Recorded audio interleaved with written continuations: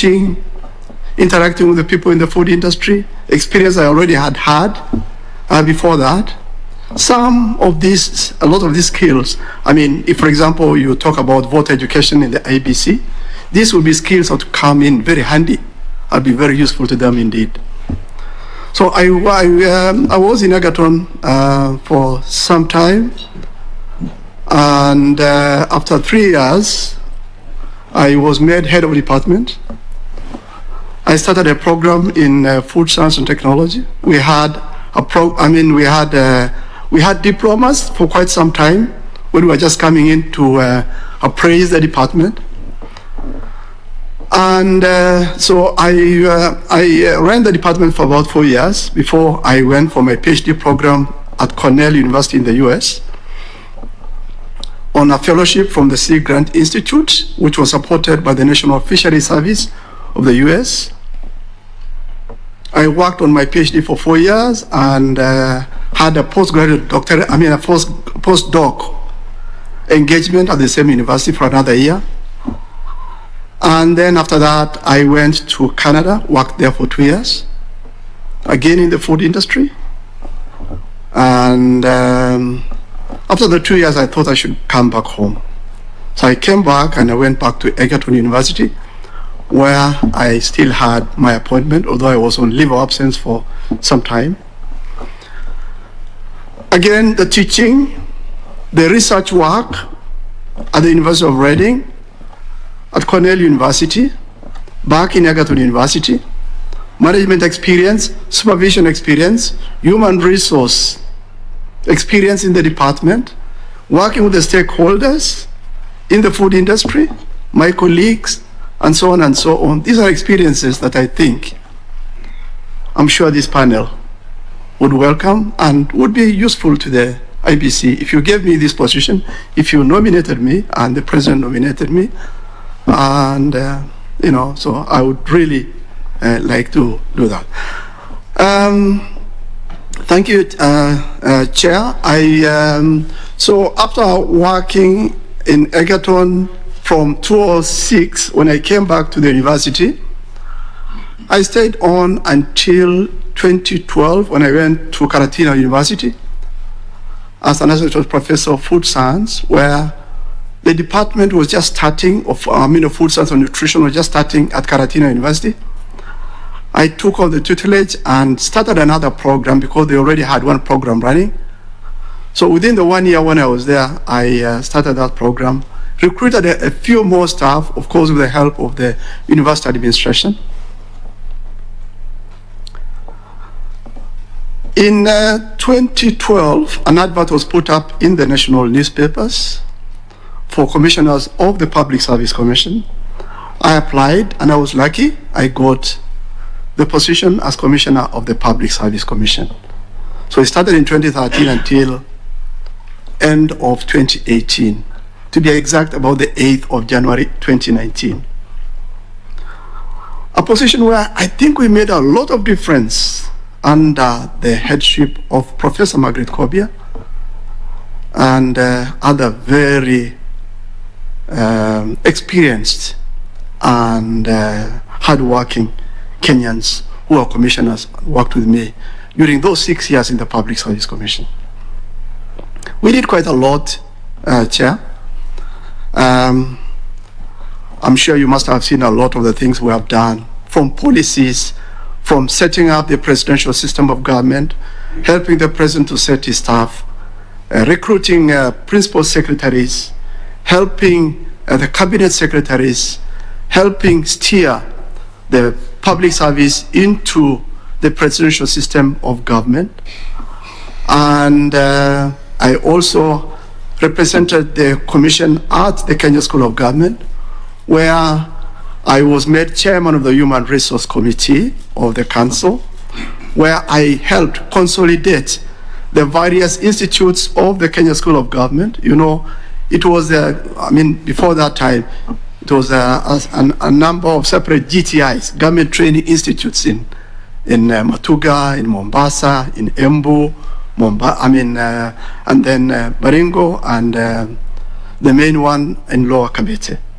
So I did quite a lot of that. helped them set up policies, guided them get their career progression guidelines, helped them set up the terms and conditions of service of employees, employed the first Director General, heads of the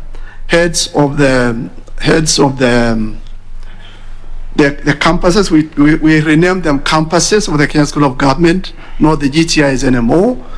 And was instrumental in that because I chaired that. So it put in quite a lot of work and very good work. And I'm sure if you have visited the Kenya School of Government today, it's different. And I think I did my level best to do the best I could. In fact, when I finished my term at the Public Service Commission in 2019, the first week of January, they co-opted me back into council in the Human Resource Committee. I said I can't go straight into the council because it'd be a lot of work, because I was already appointed a Director of Research, Innovation and Extension at Karatina University, where I went back after my leave of absence at the PSC. So I'm still a co-opted member of the Human Resource Committee of Council of the KSG, because I think they thought that I had something good to offer. And so, Chair, in the interest of time, I'm sure a lot of other questions are going to come. Maybe I should stop there for the time being. Thank you. Thank you so much, Prof. Can I ask if you are a registered voter?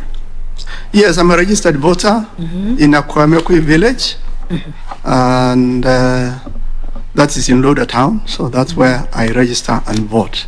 Okay. Thank you. Prof, I have one more question for you. This is really just to get some clarification.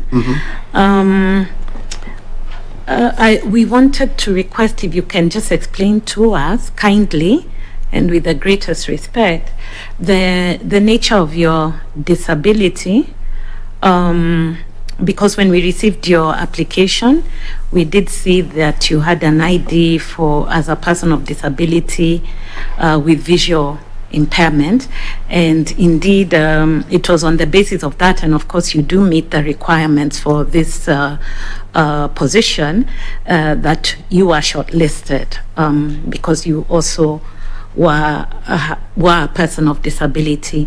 So really it's just to ask you to explain, because when we had the day we held the psychometric test and the case study, we had actually gone to some effort to ensure that regardless of your disability, you'd be able to participate fully and undertake the tests. So we had actually gotten the equipment, necessary support, including a separate room. So we were somewhat surprised when you declined this support, and actually you were able to do the test, both the psychometric, which is a digital test, as well as the case study. In fact, you submitted one of the longer case studies for us to consider. So I think in view of that, we just wanted to be sure what is really the nature of your visual impairment, because it would appear you're able to function without any assistance. Please. Sorry about that, Chair. I don't have the vision in one eye. So I use this eye, and the lenses actually are good and are configured to help. So they kind of magnify a lot when I'm driving or I'm reading. It's both a reading glass and a lot of other. So that's the disability I have. I don't have vision in one eye. Okay. I lost it. I had 30% when I got the examination, I think in 2016 or 2015 at Mbagathi Hospital, and but I've lost it over time. Thank you. But sorry about that. Not at all. Yeah, I was trying to get, I think it was Dr. Okello and another colleague, somebody in the secretariat, who are trying to help me, and I'm grateful for that. But we couldn't get each other just before the day of the psychometric test. But again, my apologies for that. Not to worry. Thank you so much, Prof, for that clarification. I'll now ask Mr. Morris Kimuli to ask you a few questions. Thank you very much, Chair. Professor. Yes, please. You say once you finished your term at the Public Service Commission, they called you back Is that what you said? Not back at the Public Service Commission. I was a representative of the Public Service Commission at the Kenya School of Government. So those are the ones who called you back, and you said that you couldn't go back because you had a lot on your plate. Not necessarily go back. I couldn't go back into council, but I accepted the option in the Human Resource Committee of the council. Why wouldn't you not go back to the council? Because it would be a lot of work, Morakemole, and I thought it would be, I would not give as much as I could in the position of Director of Research, Innovation and Extension at the university, which requires quite a lot of work on my part to raise up the level of research in our university. So I thought the easy option would be to take the Human Resource Committee position. Thank you. And so this time round, you feel that the commission does not present as much work, doesn't involve as much weightlifting, heavy lifting, as the council would have presented? It's not much because we meet on a quarterly basis, unless it's it's necessary that we go in for a little longer than 2-3 days. We normally meet probably every quarter in the Human Resource Committee, once a quarter, maybe for 1 day, at most 2 days. If I get you, let me just help you. What I'm saying is, you are asked to take up a position. It may not have been a full-time position, but you declined the position on account that it might have been entailed a lot of work. You now seek to join a commission which, in the estimation of most of the Kenyans, is a very busy commission. So is it your statement then that normally you would avoid where there is a lot of work? Mr. Kimoli, it's not, I'm a very good worker. I can tell you that for a fact. If you ask anybody who has worked with me, I am a very good worker. And I think I would like to put the record straight. I was not appointed a member of council. The easy option was to help them, to accept the co-option into the Human Resource Committee of council. I was not given an appointment as member of council. Sorry about that. But Mr. Kimoli, I am a good worker. You are a good worker. If I got this position, I would, of course, ask my Vice Chancellor and the University Management to give me a leave of absence, if necessary. That's all right. When you worked at the Public Service Commission for 6 years, did you have any interactions at all with the commission as a partner independent constitutional commission? I don't remember any opportunity when we had an interaction with the IEBC as such, but other commissions I think we had, at least with the Gender Commission, with the CIC, with the Ombudsman, with the GSC, but not with the IEBC. Do you think, as an expert in public service, that there is something for the public service within the Electoral Commission? A lot indeed. In fact, in the area of human resource management, in research, in voter education, because we have experts in the Public Service Commission who could have helped if they needed the help. So there would be a lot to gain if they wanted that assistance if they wanted to. So. Let me just get this right. IEBC is an independent commission, just like the PSC, the Public Service Commission. Does the Public Service Commission undertake recruitment and management of workforce for the commission, for the Electoral Commission? It does not. It is an independent commission in that sense, but it does not remove the consultation or collaboration between commissions. It doesn't. We are all Kenyans. We are working for the good people of this country, and there's no reason of one commission consulting, if they think they need some expertise or something they want to work with another commission in, I don't think that would be a problem at all. Perhaps I need your guidance, and I'm looking at the Constitution that establishes commissions, and I'm looking at the Article 234, which I think it establishes the Public Service Commission, the commission that you served. Mm-hmm. You have the Constitution there, by the way. The first document, that yellow. When you look at Article 234, yeah, Article 3 says that, commissions, the following commissions are exempted from the purview of the Public Service Commission. And the state offices are excluded, the offices of High Commissioner, Ambassador, other diplomatic and consular representatives, an office opposition subject to the Parliamentary Service Commission, the Judicial Service Commission, the Teacher Service Commission, the National Police Service Commission. Those are the only offices and those are the only commissions that are exempted from control by the Public Service Commission. Why do you think the Electoral, the Independent Electoral and Boundaries Commission, did not make it to the list of the commissions that are exempted from oversight by the Public Service Commission? And for your information, we have more independent commissions than the ones listed under Article 234(3). So why do you think only these ones were exempted from control by the Public Service Commission, and particularly the Electoral Commission is not among those?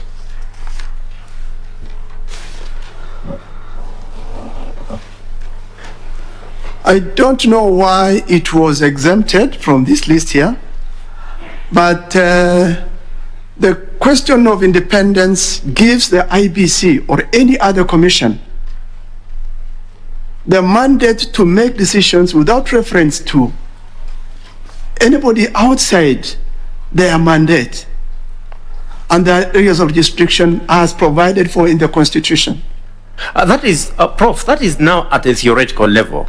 But having worked with the Public Service Commission for 6 years, I'm sure you interacted with Article 234 that established that commission and gave you powers and responsibilities. You must have noted that it excluded your control over a number of commissions, but it did not exclude your control over other commissions, including IEBC. Is this something you may have discussed as commissioners for 6 years when you are there to ask why? No, we did not discuss it because IEBC is an independent commission. Is the Parliamentary Service Commission an independent commission? Sorry? Is the Parliamentary Service Commission an independent? Is the Judicial Service Commission an independent commission? Yes. IEBC is also an independent commission. Yes. But the Constitution bars you from entering into the Parliamentary Service Commission, the Judicial Service Commission, the Teacher Service Commission, the National Police Service Commission, but it does not bar you from getting into IEBC, which is also an independent commission. I'm asking why. Do you think that is so? I don't think it bars us from working, even with the Parliamentary Service Commission, if they wanted to work with us. I don't think so, really. I mean, consultation is not really working as such. We don't, I mean, whether it is the Parliamentary Service Commission or the Judicial Service Commission or even the TSC mentioned here, or even the IEBC, the Public Service Commission does not recruit staff for them. I mean, that is their function. They recruit their own staff on their own terms. We don't, I mean, we are not mandated to do that. So, but that did not stop them from interacting with us if they wanted to. That's okay. What I get is that as a commission, you may not have discussed what that particular sub-article means. But tell us, Prof, Article 232 of the Constitution, do you know what it relates to? Article 232. This one you would know. Yeah, I mean, it relates to what we're supposed to do and how we're supposed to do it. The principles of the public service. Principles of the public service. Who is in charge of implementing and oversighting the enforcement of the principles of the public service? The Public Service Commission. Only? I mean, there's a cadre of staff in the public service under the jurisdiction of the Public Service Commission. No, the principles bind both people working in the national government and in the devolved units. They are cross-cutting, regardless of your stature. If you are serving the public, you're supposed to abide by Article 232. Are you saying that it's only the Public Service Commission that is mandated to oversight compliance with Article 232? It is not, because the counties have the County Public Service Board working, doing similar things that the Public Service Commission does for the civil service in the counties. Each county has that. And I get you, because our time is up, you can see already. What I'm asking is, if you are sitting as PSC, do you have the mandate to ensure staff at the Electoral Commission comply with Article 232 on the principles of public service? In essence, you may, but what we did when we were in the Public Service Commission is guide them, give them the guidance that was necessary for them to comply with the requirements of Articles 10 and 232 of the Constitution with regard to the values and principles of public service. Oh, thank you very much, Professor, and thank you very much. Thank you so much, Mr. Kimuli. I'll now request Dr. F.S. Abdallah to ask you a few questions. Thank you, Madam Chair. Professor. Yes, please. Good morning once again. Thank you, Sant. Allow me to have some conversation so as to establish what could be done by us as Kenyans, you and me, and us here. Professor, I just heard you telling this panel your qualification and experience in setting up and running of the fish processing factories in Kenya and outside Kenya. My experience in that regard? And qualification, yes. Just how you had set up, part of your experience, you have set up some food processing, fish processing. Okay, yeah. Did you mention Eldoret and Nairobi? In Eldoret and Nairobi, the kind of food products the company I was working for were involved in were different from fish. They were not. Was not fish. Okay, let's stick to the fish. Okay. I'm interested in the fish processing. Yeah. You have been involved in the setting up of fish industries for fish processing and to do anything with fish, right? Yeah. Right, Professor. Are you aware, that the Kenyan government has set up the Blue Economy Committee, and in conjunction with the Ministry of Fisheries, they are putting up fish processing plants in Mombasa and I think other parts of the country. Are you aware of this? I'm aware of that. Good. Thank you. Professor, with this experience and the qualifications, have you got in touch with them to offer your services? They have experts, but they are colleagues. I know quite a number of them. I even have some of my students working for Kemfree and the Fisheries Service. And they know I'm there. In fact, when Professor Antiba was still the PS, we had a lot of work doing and a lot of consultation, some of the time with regard to the work they do and the work the Kenya Fisheries Service and Kemfree do. So I have colleagues there who know what the experts I have, and they can always consult. But I know. Yes, Professor, with due respect, I'm talking about the blue economy, right? Because that's fisheries was stuck in fisheries and blue economy in there. I do appreciate they know you're there and they could contact Ntiba and the rest. But where IEBC is concerned, we also know you're there, but you applied, you're offering your services. Did you offer your services to the fisheries in reference to your highly qualifications and experience in the fisheries processing plants? I did. In fact, there was a time before I came to the Public Service Commission when I was still in Egerton that I consulted because the fishery station in Kalokolo and Lake Turkana were doing some work, and I had a discussion with Professor Ntiba that time when he was PS to help if they needed my help. So I had a discussion with them actually, and they know my expertise exists, and I'm always here for them. Okay, I hope the fisheries departments and the blue economy are watching and still feel that you're still there available to assist them in whatever you could. Thank you. Thank you. Now, Prof, I'm sure you know the word SWOT.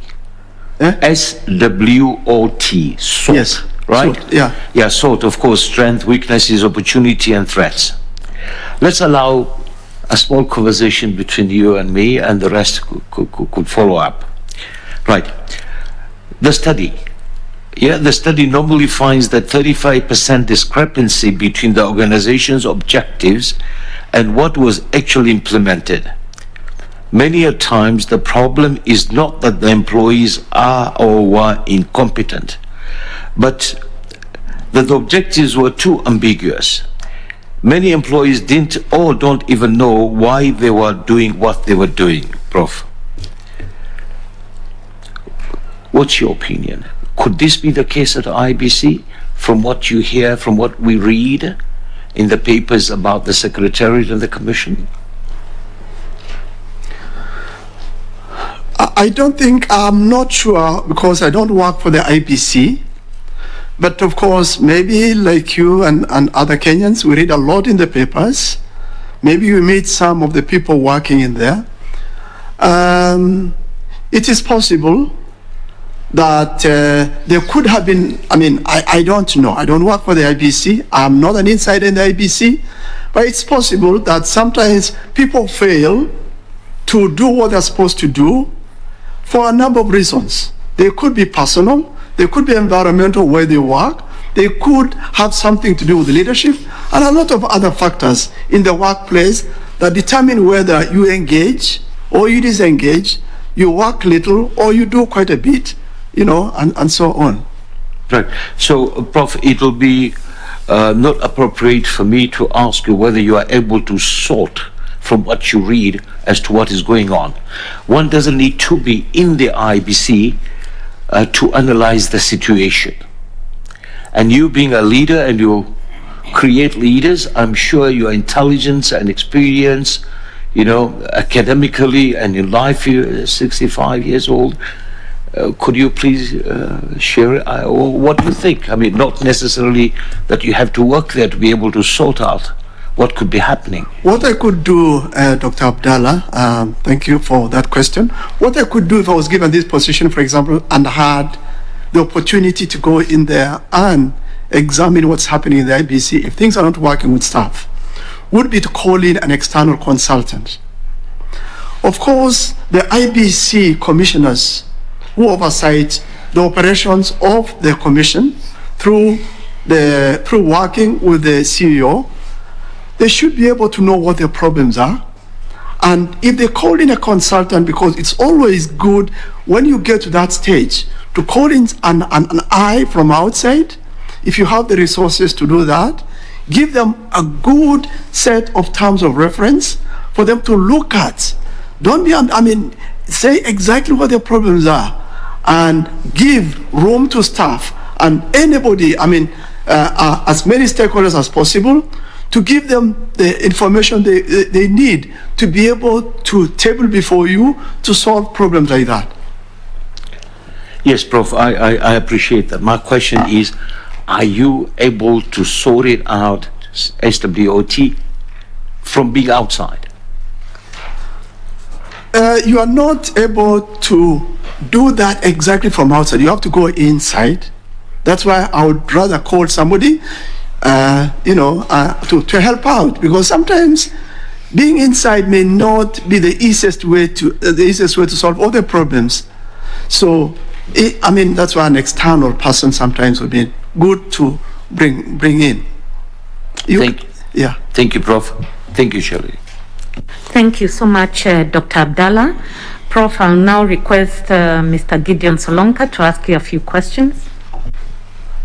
Thank you, Prof. I'll begin by giving you this scenario question. There is this voter who registered himself as a voter in Embakasi South constituency using his national identity card.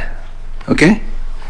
On the election day, he produces his Kenyan passport as his identification document, kindly tell us if that voter will be eligible to vote on that day, and maybe you can briefly address us on eligibility to vote as provided in our laws.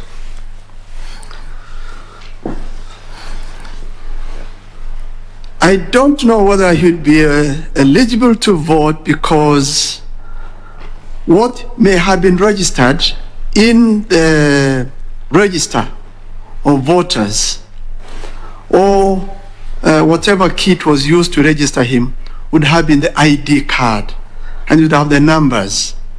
I know it's possible that I'm not sure if the passport would have the ID card number, but most like, of course, not likely, but it would be correct to say that it's possible that the names as presented on the ID may be registered in the kit, or the register for that matter, of voters, may be similar to what you could have on the passport. But there may be complications, because I'm not sure the clerks and the presiding officer at the station where this person may have registered could take that voter, because there's a difference in the document he used to vote. He registered with. He did not register with the passport. He registered with the ID card. So are you aware what the law says about such a scenario? I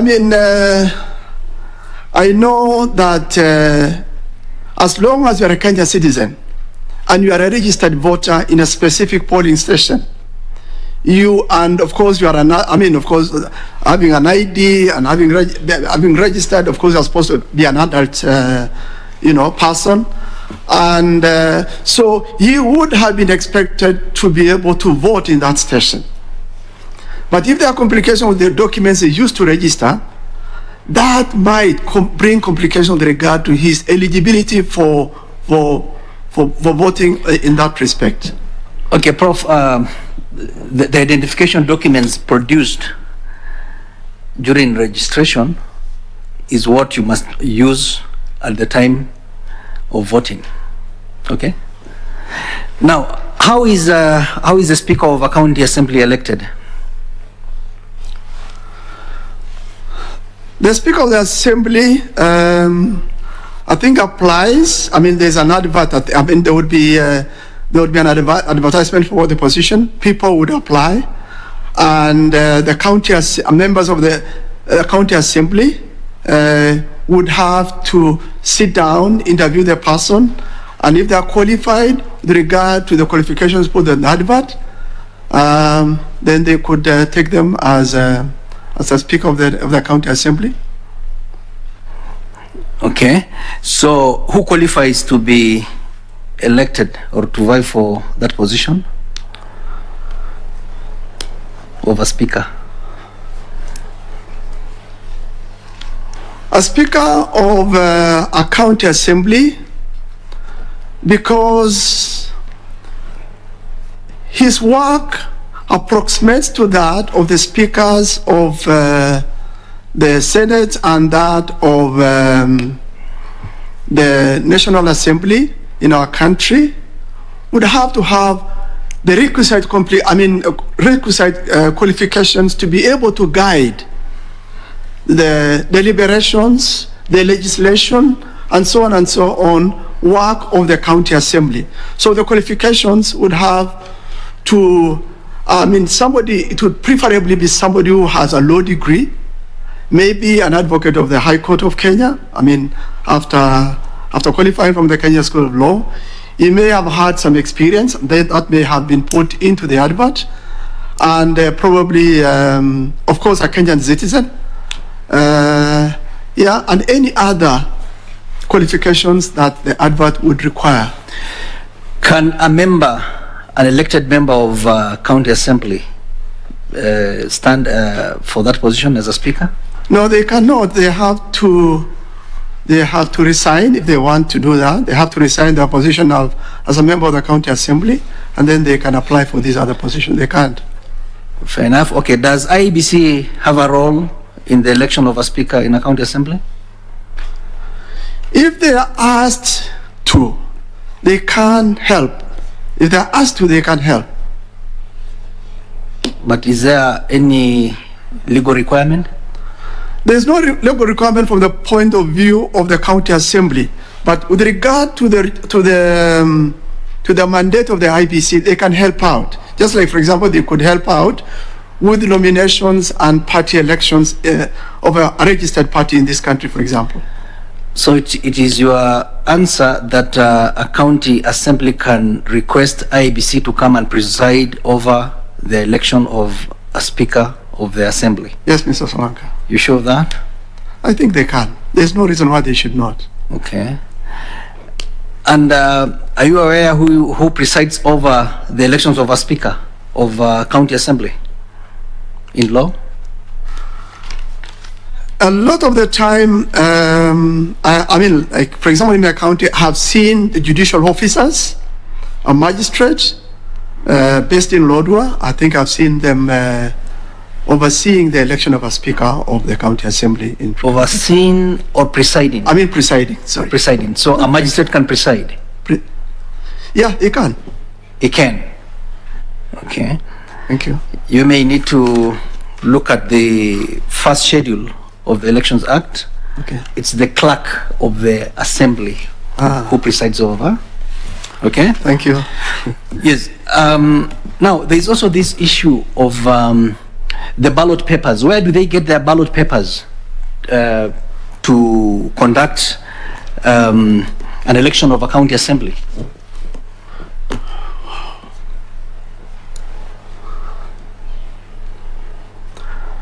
I really don't know where they would get their ballot papers, but you know, there are bodies in this country who can help in that process of acquisition of ballot papers. I mean, they could get the services of the IEBC, they could get the services of the National Assembly, they could get you know, the service of the Senate. I think it's possible for them to do that, but they can also put out on their own, because they're an independent body. They can also advertise. They can put out a public tender for the supply of ballot papers. I mean, the clerk can do that. Can do what? He can. I mean, as part of the process of procurement. I mean, they would be able to know where to source for the ballot papers and other materials they require. Okay, again for your information, because this will lead to my next question, the law allows the clerk of the assembly to prepare ballot papers. Okay? Now, if that be the case, that they can do that, and we've had elections of speakers done in the country. We have 47 in all the 47 counties. Assume that you become a commissioner, IEBC commission. What will you do to ensure that we do not source our ballot papers outside Kenya in order for us to reduce the expenses that IEBC incurs by going for these ballot papers out of the country? What is the magic of having a ballot paper outside Kenya, not one that is done locally? And what will you do as a commissioner to address that issue? There will be no magic at all. There will be no reason. I mean, a ballot paper, I believe, is just a ballot paper. But I think it's possible that the IEBC can establish its own capability to be able to do that. I think they can. I mean, I've seen a number of, like, for example, the Kenya School of Government, or even other constitutional commissions setting up funds, or even in this country, there's a National Research Fund, And the capability has been developed in the ministry to be able to establish that. So the IEBC can also develop their capability and establish that. And then they supply cheaper ballot papers to other entities in this country that would require them. Thank you, Prof. And lastly, what is a ballot box? A ballot box would be a box that would contain ballots. They could, I mean, in this country, I think there would be a ballot box for presidential ballots, a senator's ballot. Just describe a ballot box the way the law would want us to have in a... It's a box with an opening at the top where you just drop in, and then there's a lock, it's sealed, and then there's an opening at the top where you drop in the ballot when you are voting. Okay, and also it must be a transparent box container. Okay. Thank you. Thank you, Prof. Yeah, no, on the side it's transparent. Yeah. Yes. Okay. Thank you, Prof, and all the best. Thank you so much, Mr. Solanka. Thank you so much, Mr. Solonka. I'll now request Madam Elizabeth Mayo to ask you a few questions. Thank you, Chair. How are you, Professor? Thank you, lady. Yeah, Professor, I want to take you to the case study you did. You were with us on 30th June and you gave us very good write-up here on case study. Thank you.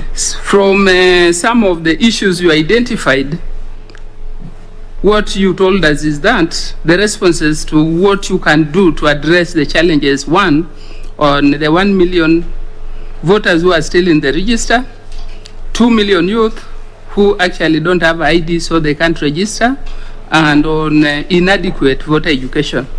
So what you said, 3 critical things is, one, you will remain open for complaints, if any, if you are appointed. 2, you will give solutions to any problem that may arise and that can jeopardize free and fair elections.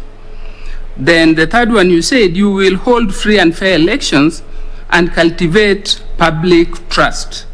And you will remain fair, transparent to all stakeholders. I've gotten it right. Yeah. Please tell us how you will achieve this.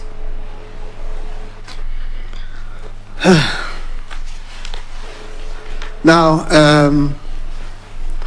the IEBC really has the mandate and mandate to do all that I've mentioned in that. The question of ensuring free and fair elections is in the legislation that makes the IEBC do the work they are supposed to do.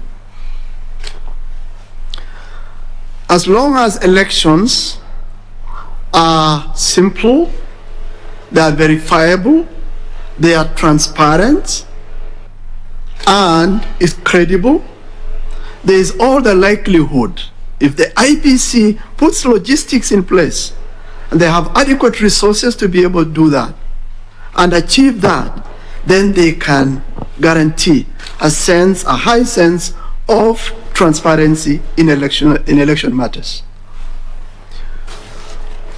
The other one is, which is the other one? The other one is building, cultivating public trust. Public trust. Yeah. Cultivating public trust requires that the IEBC engages with the public. They identify the problems, whether they are internal or external to them, that create that mistrust from the public in their work.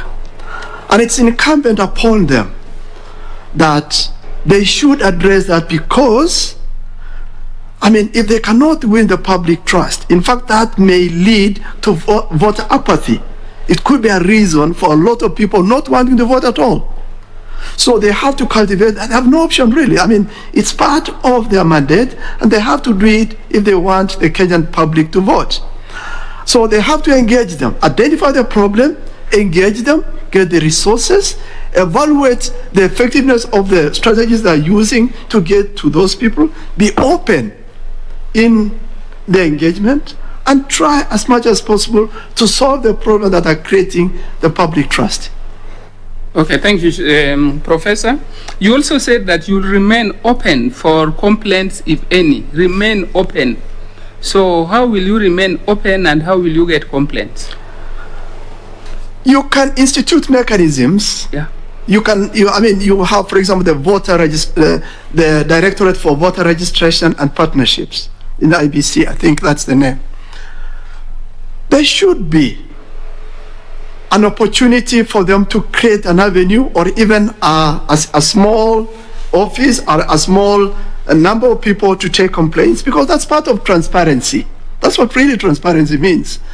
And so if you believe in that transparency and it's part of the way you're supposed to work, there's no reason why you should not listen to genuine complaints, try to solve, give them genuine solutions, as long as you want to solve the problem.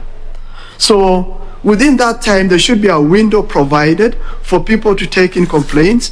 This is part really of public engagement also. Okay. Thank you. Thank you, Professor. My next question will be on a report, observation report, which was given in 2017 by the Carter Center. Yeah? And it was noted that while voter education workshops followed the same agenda, because there were various workshops, in some instances, trainers relayed inconsistent information about the marking of ballots, the participation of agents, and the validity of ballots, among other issues, which means there was no standardization. If you are appointed as commissioner today, how would you ensure that training of election officials in Turkana is the same as relayed in Mombasa? First of all, the most important thing is a curriculum. Draw a curriculum, draw the same content, draw the same delivery method, and if possible, make sure that the people delivering in Turkana and in Mombasa are trained to the same extent. You have evaluated their ability to convey similar information in both places. And of course, at the end of the day, you have to keep surveillance. You have to make sure that what they're supposed to deliver is delivered. Okay. Thank you. Okay, thank you. Thank you for that response.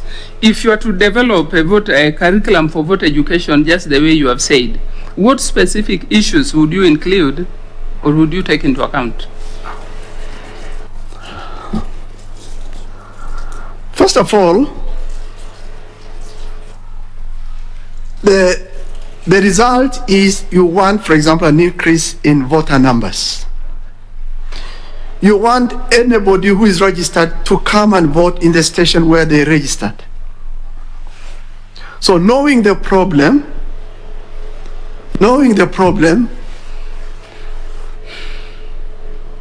you would make sure, voter education is one aspect of ensuring that people go to vote and also getting confidence. They should be confident that the voting process is not going to be interfered with, their choices are not going to be interfered with, and their vote counts. So if you can get the confidence of the voter, if you can make the conditions good enough for the voter to exercise their rights without interference, without favor, or without whatever impedes their voting, there should be no reason why why you should not get the voter to do it with the processes that are set in, as long as the voter is confident and they're sure that they are going to exercise their right. What about the right to register as a voter? Will you include it in your curriculum, or only those two aspects you have talked of? It is part of the process of registration. Being a Kenyan citizen, of adult and sound mind and so on and so on, there's no that's really why you are going out there to get them to register and to vote. So they have that right. You cannot take it away from them. So you will include it in your curriculum? Yeah, I'm worried because you have only talked of two things. It should.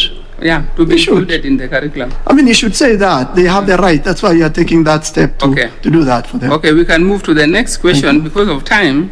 I want to refer you again to another report, 2017. According to the observation report 2017, polling officials were harassed and intimidated. In some areas, simply showing up for work was perceived as supporting one side of the political divide. Yeah? It was also reported that a week before the election, IEBC trainings were attacked and disrupted by gangs of youths in some areas. If you are appointed today, Professor, how would you have handled this situation?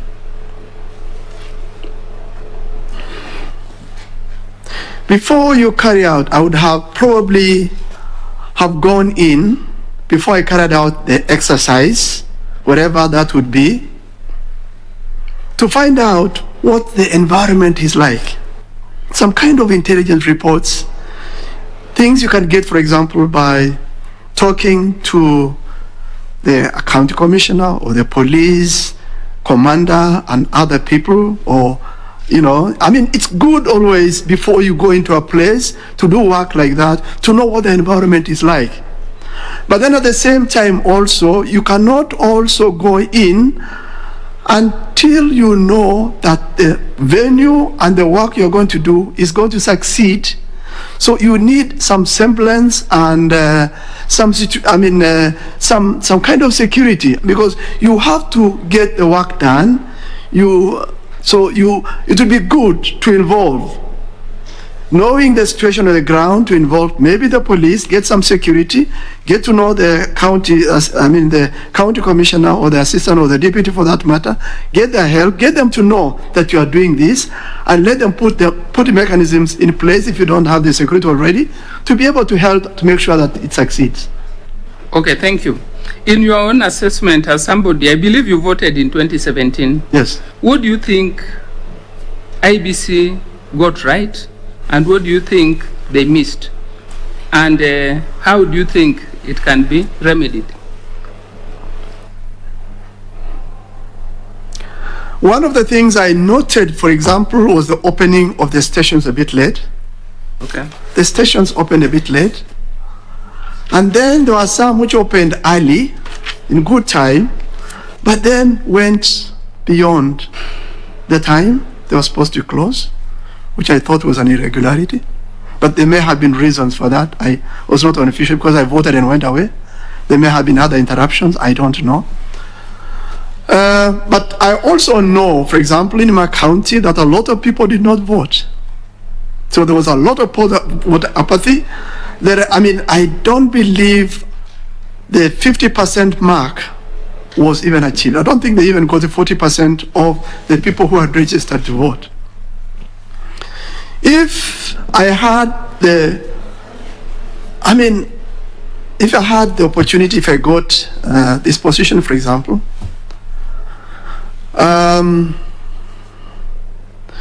the training and getting people who are committed to their work is important. It's important that the logistics are right. I'm not saying that mistakes cannot be made. I'm not saying that delays cannot be caused. It is possible, but voters should be given the opportunity if there's need for an extension, but not if it was not necessary. Voting should start as early as possible, in time. Materials should be in place in time. Logistics should be good enough. And what may be more difficult is to get people to come out and vote. Okay. So you have mentioned voter apathy as one issue. What do you think is the cause of voter apathy in this country? You have just mentioned the issue of violence, for example. Yeah, tell us. Unfortunately, that is something that you still see in voting places across our country, or even before that time, or even outside the jurisdiction where the security apparatus is taking care of the elections. And a lot of that is caused by young people, unfortunately. I don't know, the instigation maybe of politicians. I think what we can do, really, and again, I go to the matter of engagement. Get the youth, get the politicians, talk to them, let them know that it's in their best interest, because getting good representatives is really very critical in any constituency or ward in this country. It's the only way they can be assured of a good future, if they get a good leader, not through manipulation or interfering with the voting process and issues like that. Okay. Thank you, Professor. Thank you. Thank you, Chair. Thank you so much, Madam Mayor. I'll now request the Vice Chair to ask you a few questions. Yeah, yes, Professor, I'll be very brief. Professor, what motivates you to go for this job? What motivates you to go for the job of Commissioner of IEBC? You have a very, I find a very, very attractive responsibility that you are holding, which you and engaged in an area that you love most, research. Why do you want to move from research to go and sit on a board that is just overseeing political matters and matters to do with the elections? Thank you so much for that question. When I worked in the Public Service Commission, I'm not saying I don't like my job. It's a beautiful job, it's a good job, I like it. And I see the results and I'm happy. I want to make a difference wherever I go and in whatever work I do. When I worked at the Public Service Commission, I saw that I found out with the work we did under the Kenya School of Government also, it impacted a lot. And I thought when I applied for this job that enthusiasm, that ability to go for results, that passion I have and commitment, I could make a difference, because it looks like the IEBC has been ailing for some time. Of course, I'm not going to solve all the problems. I can't, because you go in there, you are working as a commissioner, among others, you arrive at decisions on consensus basis and so on and so on. It's not an easy job, I know that. But I think I can make a difference.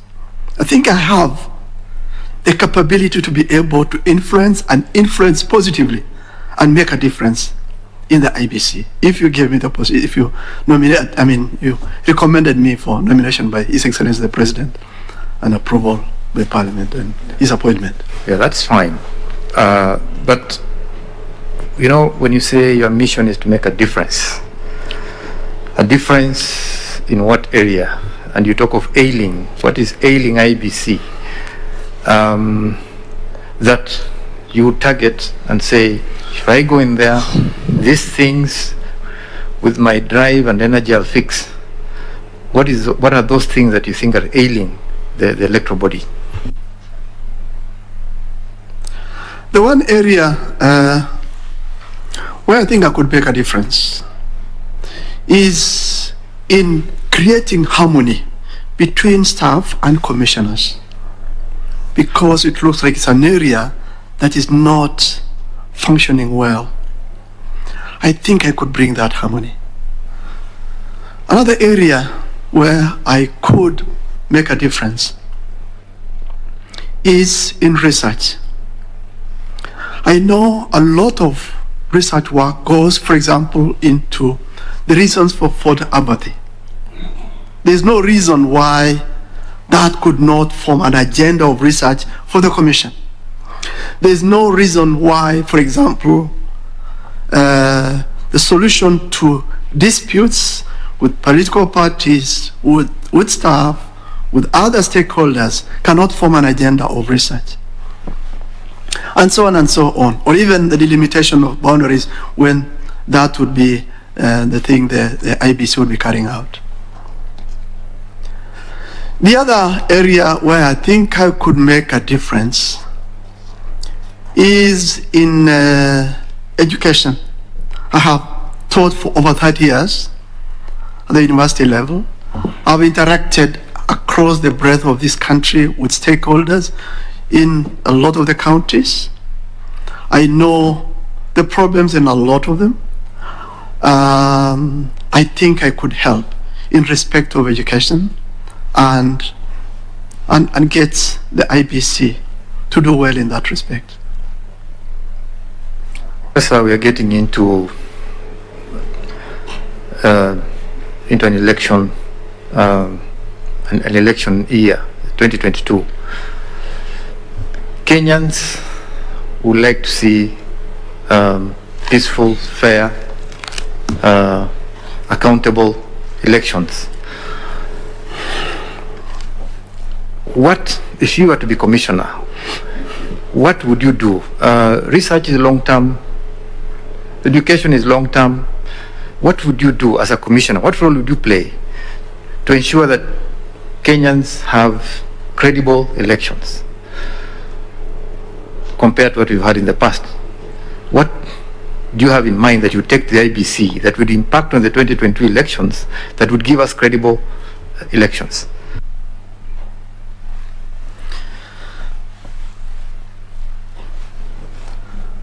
I'm not going to work in isolation with the other commissioners.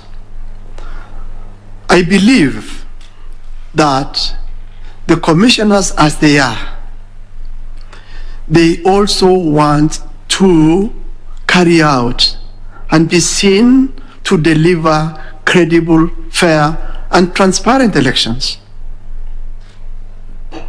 There must be reasons why they have failed in the past. And the thing, when I go in there, if I went in there, would be to find out why they have failed and try to address those issues with courage, with honesty. As long as we want to get that done, we want credible elections, there will be no reason.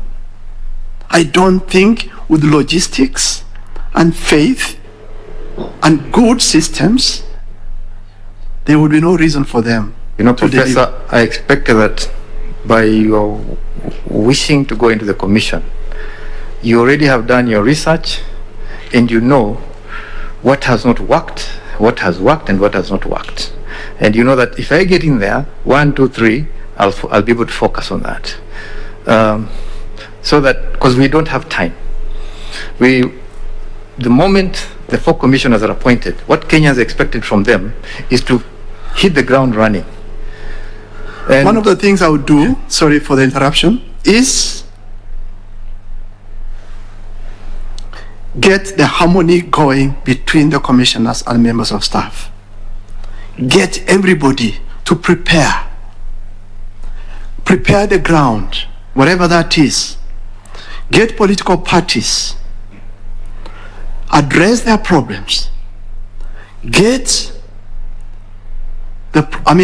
them promise you within the law, because the law is there, that it's in the interest of both of them, the public and the commission, to deliver credible, transparent elections. Get the undertaking from them that they are going to do that. They are going to support you. Get the National Treasury, get the executive to give you the resources that you need to put everything in place. Get the materials in good time, and so on and so on. Thank you. all those things you have mentioned involve challenges. If you were to face challenges in getting some of these things to happen, how would you handle it? The thing to do is to be able sometimes, often, not sometimes, but often anticipate challenges. If you anticipate challenges, you are able to find solutions before you get to those challenges. So the thing is to anticipate some of the problems from some of those activities you are undertaking. So let's go to do a risk analysis if you can. There's no reason why you should not do that, because That helps you to prepare for those challenges and meet them, provide solutions so that at least you are able to succeed to a given and a large extent. Let's take the challenge of technology, which has been a major problem. It was a major problem in 2017.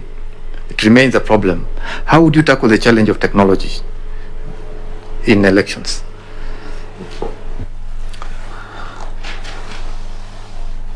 I'm not an ICT expert as such, but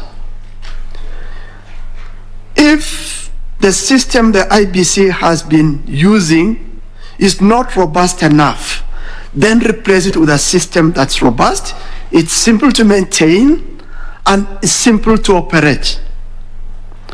2, get good experts to maintain and train people adequately, the presiding officers in every station. When you get to that stage of employing them and identifying them, get them trained. Make sure that they are able to deliver the results in the best way possible, in the way you want them done. Also, if you can, ensure that there's some backup, because, I mean, human errors are always there. Systems fail. So have some backup for systems in case they fail. But more importantly, prepare well so that you get a system that is easy to maintain, easy to operate, and delivers in the shortest time possible, and is affordable, and so on and so on. Thank you, Professor. Thank you so much, Vice Chair. I'll now request Reverend Father Mutie to ask you a few questions, Prof. Thank you, Chair. Good morning, Professor. Good morning, Father. Earlier on, you said in your career life, there was a moment you declined to render your services to some institutions so that you can go back to Turkana and establish the Fishermen Cooperative Society. Is that true? Yes, please. Was it a paid job or a volunteer job? Were you volunteering? It was a paying job. So it was not service to the people of Turkana, to the community, that is. I believe whether a job is paid or not paid, it's a service, because at the end of the day, it's the quality of service that matters. And because I did the best I could and delivered as needed, I thought I gave good service to my people. Thank you. Thank you. A quick one. What are your values? My values.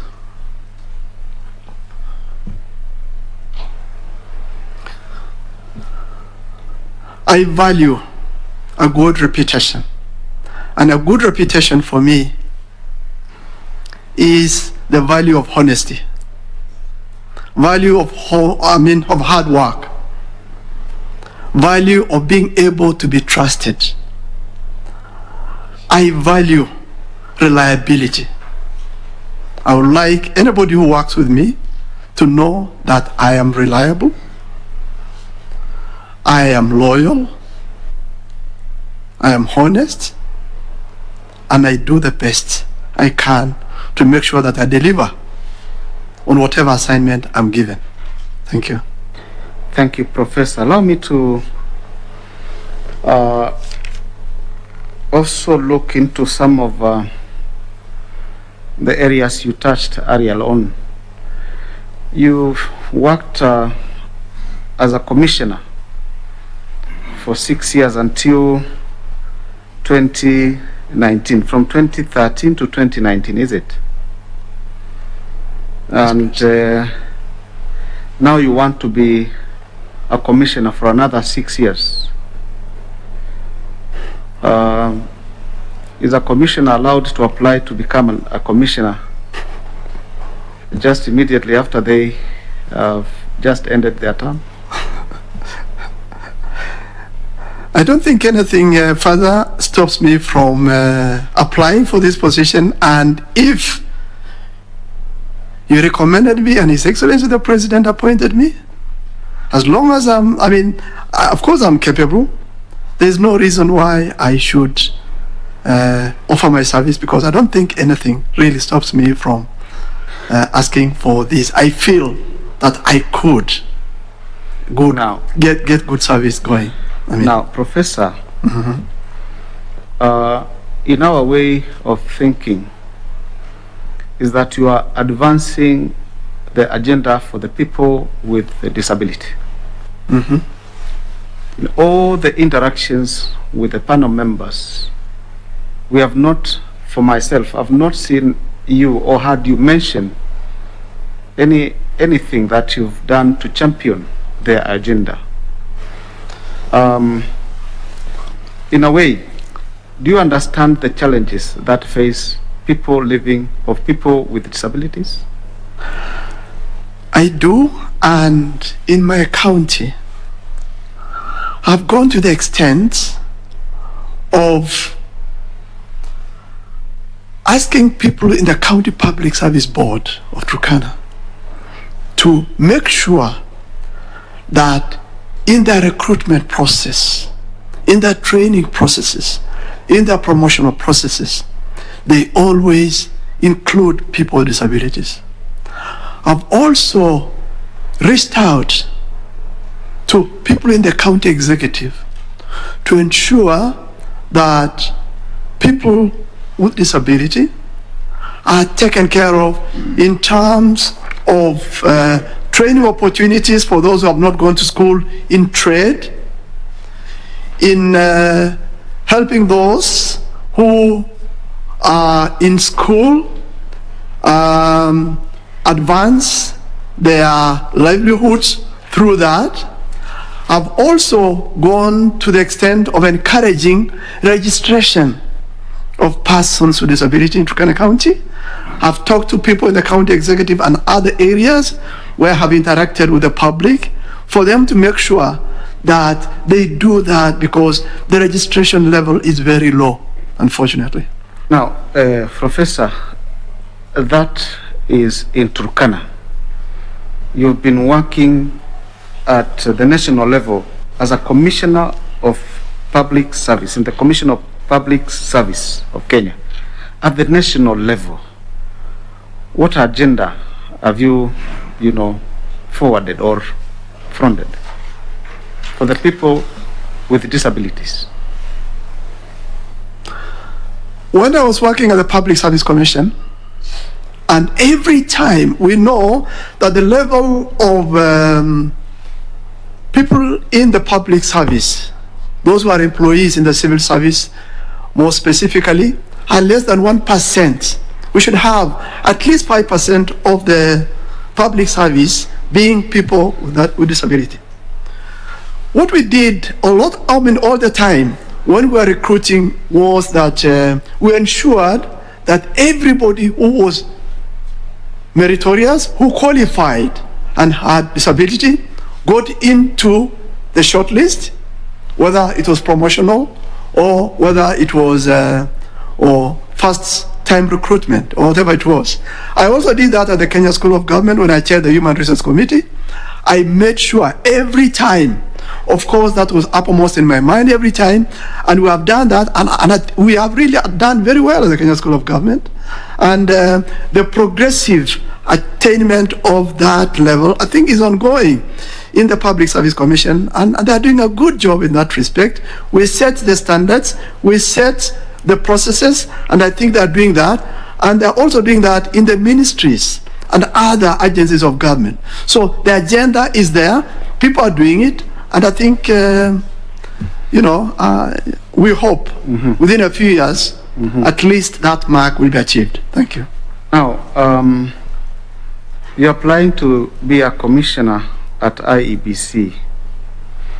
What areas do you think have been left out in the management of IEBC on matters that concern people with disability?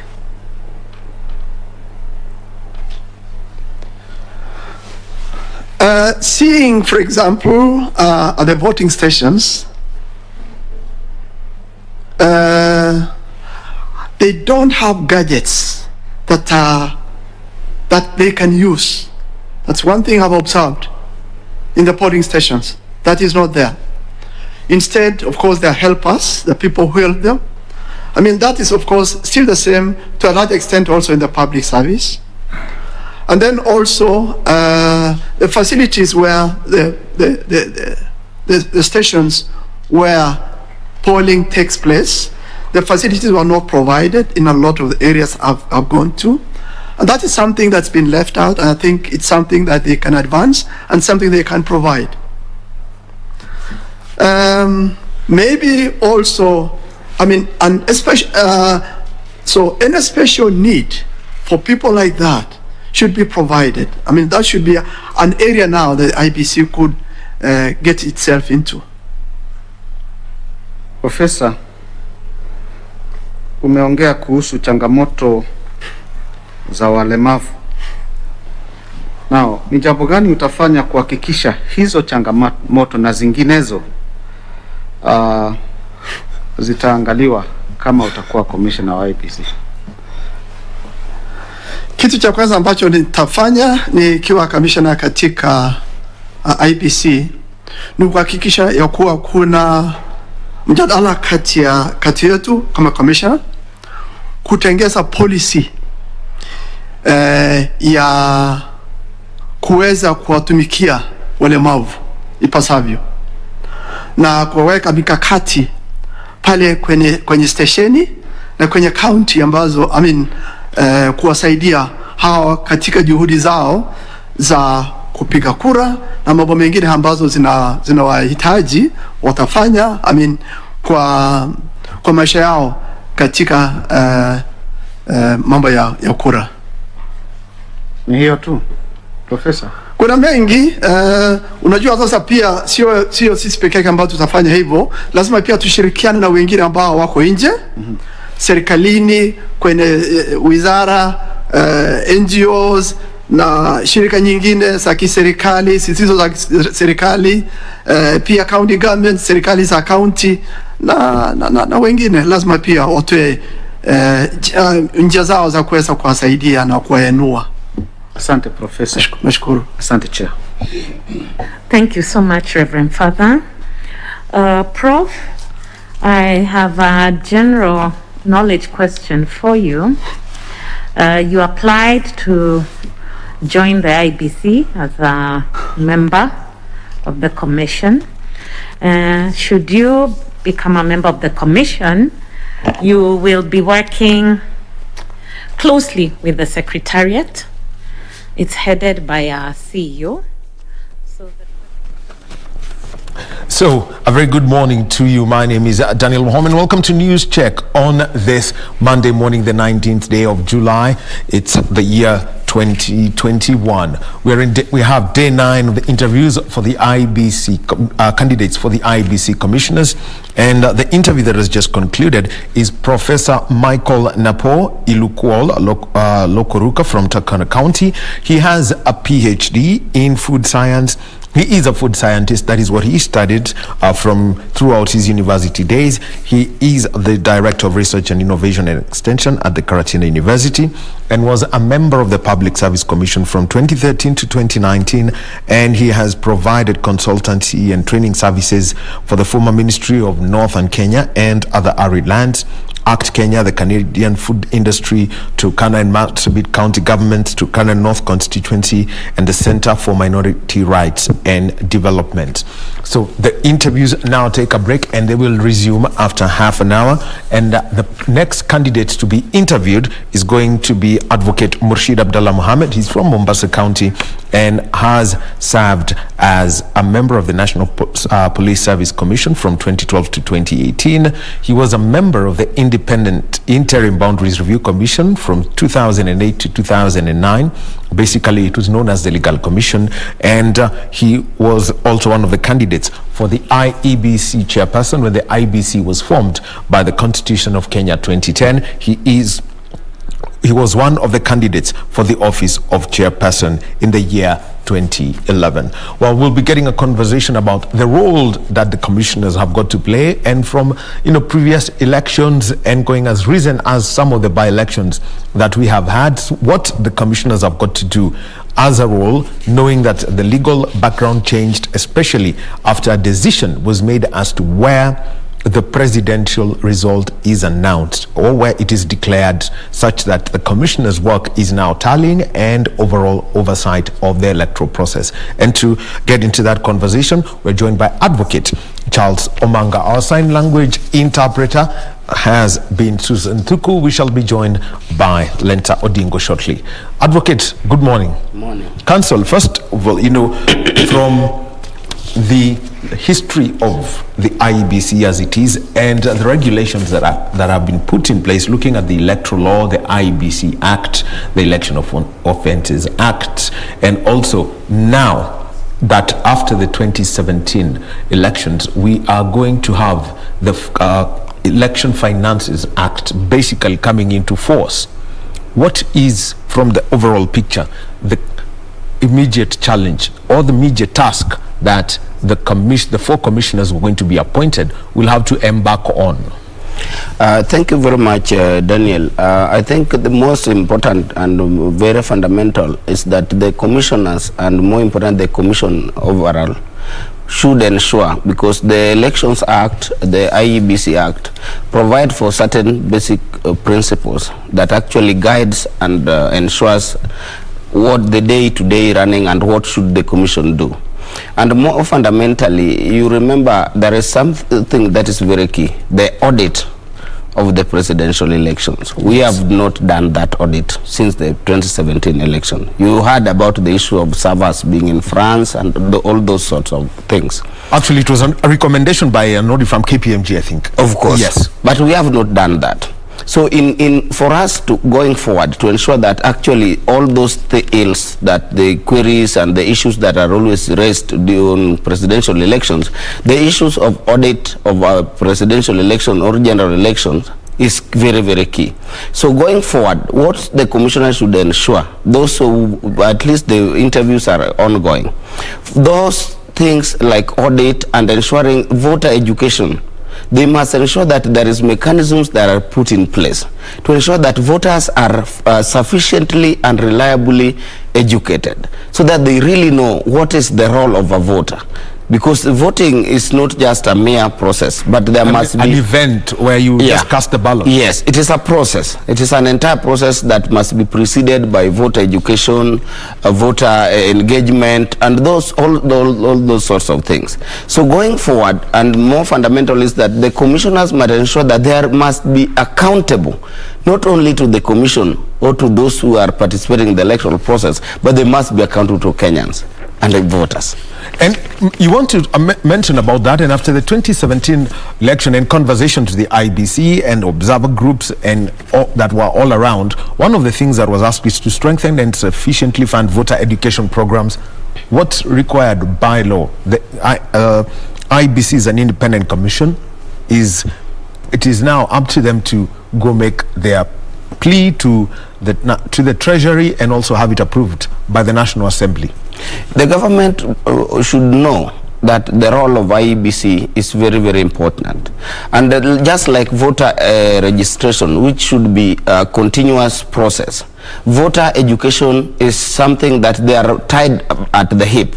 Voter registration, which is continuous voter registration, should also be accompanied by continuous voter education. And the issues of finances, the Treasury should ensure that IEBC is sufficiently funded, because actually we should not wait for the issue of commissioners. You know, this is an issue that has been raised, it has gone to court about the quorum at the IEBC, but those who do the task, the elephant task at IEBC, is the secretariat. The secretariat is intact. They can ensure that they organize continuous voter education, so that the commissioners themselves are not really the people who should always go to the ground to educate people. The secretariat is in place, very well functional, so they should ensure that voters are continuously educated, so that because we are getting new people, those who voted in 2017, there is a whole bunch, almost over 5 million new voters that will participate in the upcoming general elections in August 2022. So they should be educated, because at least those who have been participating in the voting previously have already, if at all, those who at least were privileged enough to be educated have that education. So voter education is key, and those are among the recommendations of KPMG. And they have not been, I have never seen IEBC people walking around trying to even conduct town hall meetings, trying to conduct voter education. Well, I'll be coming about to, the role about voter registration, but voter education is so interesting because there's the challenge of language in this country. There are counties which would be predominantly single language. If you go to Nyeri County, it's predominantly the Gikuyu people. If you go to Wajir, it's predominantly the Somali people. If you go to a county, say, like Kisii, it's predominantly the Gusii people. The question then is, outside of the 4 languages set out in the Constitution, English, Swahili, Sign Language, and Braille, how much should be done in the local language so that the rights of a voter are not taken away from them on voting day? What should be done? And actually, I think it is an oversight on the part of the Commission, is that we must ensure that, because communication is a universal solvent where each and everything dissolves. So if we do not actually ensure that we communicate, and what I mean by communication is effective communication, where you get a feedback. Someone must actually respond to what you're communicating. But what IEBC has not really done is that they have not actually tried to embrace, if you walk around, what is basically is that you speak Swahili or English. But these other 2 languages, Sign Language and Braille, the Commission, from where I sit, that is my own independent observation, is that they have never been, because we walk around, we believe in this country. I've never seen where they are actually emphasizing and actually even training some of their staff to ensure that the voter, those who cannot actually speak these predominant national languages, either English or Swahili, are actually educated. It has always been left to the families of those who are accompanying these individuals, these voters, to polling station. So actually what is very, very important is that IEBC, the Commission, must ensure going to the next election to ensure that people are sufficiently educated so that they know, what should I do? What is my right? So that the police, because you see now the role of the police in the electoral process is basically to ensure that everybody is secure. The IEBC staff is secure, the materials are secure, but not really to interfere and try to take over the role of IEBC personnel to actually try to guide people on what they should do.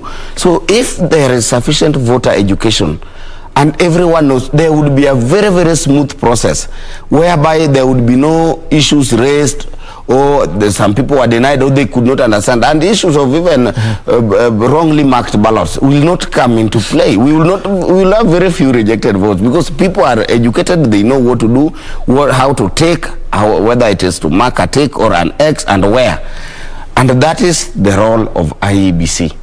Something else that needs to be dealt with is the case of defining hate speech and the related penalties that people should know. This is from the voters' part. Not even those people, because ideally for you to contest for any political seat in the country, you must first be a voter.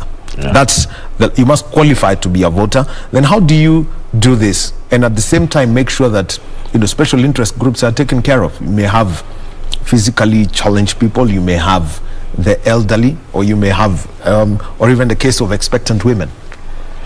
What should be done actually going forward? At least we must also appreciate that we've walked up a journey, and the gains, we have actually made certain steps that actually must be lauded.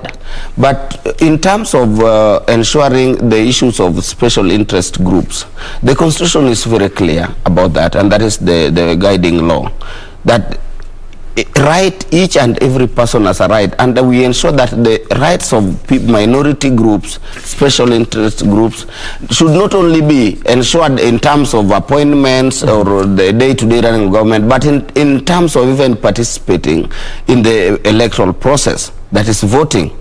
So how do we to ensure this is that it all again boils down to the education and ensuring that these special interest groups, they should not also just feel that we are neglected, we are not at par with the normal society, but when this education is done, they will be active, they will know we also have a right, we also have a voice, and we must actively participate.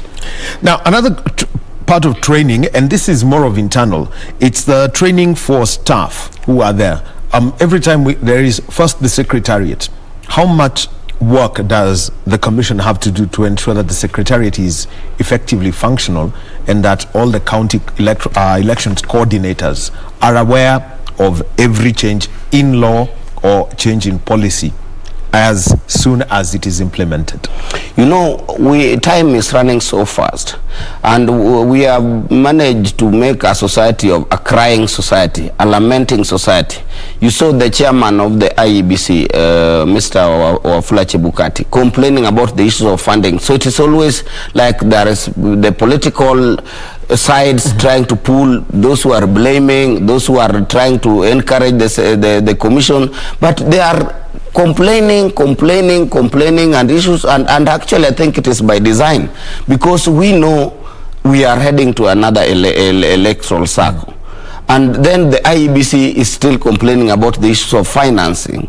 And you know, they say the commission cannot really train its staff if they are not funded. These things boil down to finances.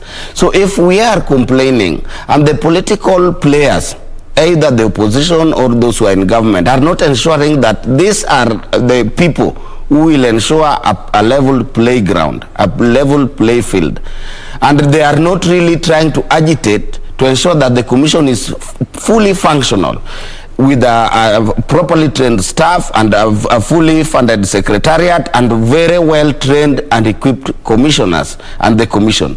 So if we continue complaining and we are less than at least 13 months to the next general election, it means then we will still have a lot of issues coming up, because these coordinators, each and every person participating in terms of overseeing election must be fully and must be satisfied, so that there is no any complaint and there is no any excuse from part of the commission. Now, Advocate Charles Omanga with us in conversation about the interviews for the commissioners and the task ahead for them, and one of them is education and making sure that the processes there are straight, are very clear to everyone involved. The next one that come up, and this is after the recommendations that were made, is that around 8,000 to 10,000 people will be involved, I mean over 10,000 when it comes to the elections, and they've got to be recruited specifically, especially for the presidential and general elections. We're talking about the presiding officers at the polling stations, the returning officers at constituency level, and the returning officers at county level. Then the Secretariat takes care of the National Tallying Center. What's the recruitment process that should be required of this group of people from the lessons that IEBC has had from running two general elections? You know, we've had a lot of challenges, and actually for the previous two general elections, they have never been smooth. They have always been contested. And the reason, one of the contributing factors about why these elections have always been contested is because there is complaints against these officers, either the returning officer or the presiding officers, or even the polling clerk, or even the polling clerk. And because these clerks, they are always if there is too much pressure on them, because ordinarily there would be pressure on them, because two contesting sides would always try to really put pressure to ensure that they steal the show. So if these people are trained and actually they have been informed about their independence and how critical their role is in the entire electoral process, because they carry, at that particular time, they carry the country on their shoulders. So they must be people who really understand, who are selfless, people who have demonstrable character. that could not really be. And that also goes to the people who are being interviewed to take over for the position of the 4 commissioners. They must be people of character. They must be people that have demonstrable independence, that actually would not really be persuaded or be trying to be inclined based on their own political positions, because they are also human beings. They are also registered voters, you know, and they also belong to this country. They are also citizens. So actually, if we have a commission that actually would really understand its mandate, would really not be persuaded by political inclinations or bow down to political pressure either from the government or the opposition, then we would have a very smooth electoral process, just like in other countries. And one of the tasks that is there for the new commission is to protect especially the 290 constituency returning officers. And this is because a decision was made about the declaration specifically for the presidential election, the famous Form 34B. Yeah. It is said that once a declaration is made, then it is final. The function of the national tallying center is not to verify, but it is just to do the addition.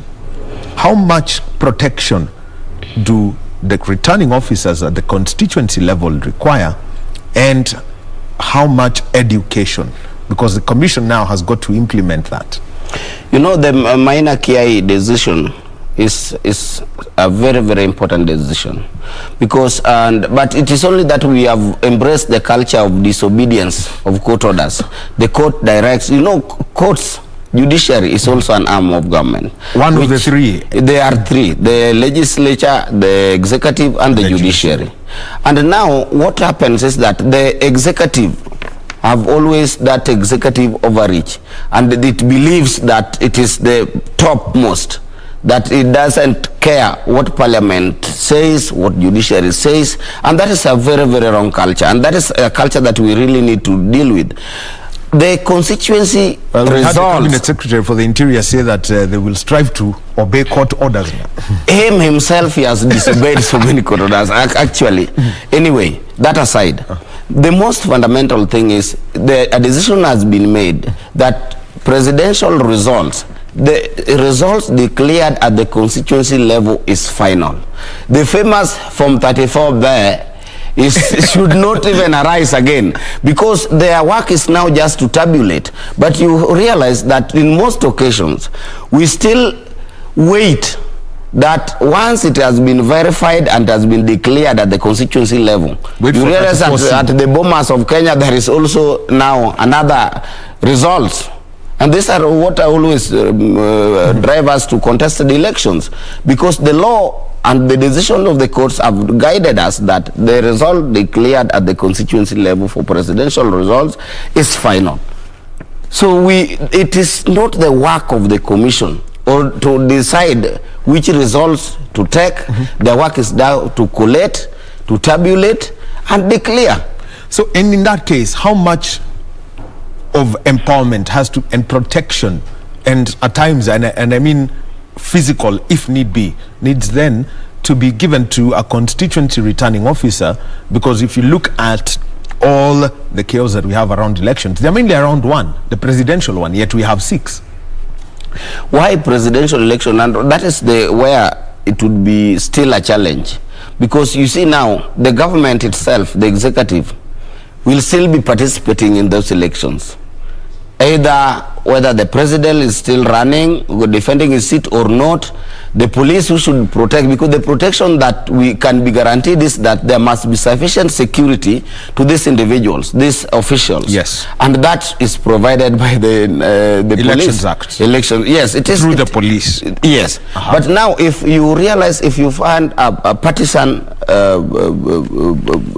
police service, then there becomes a challenge. But we believe we have an independent police service.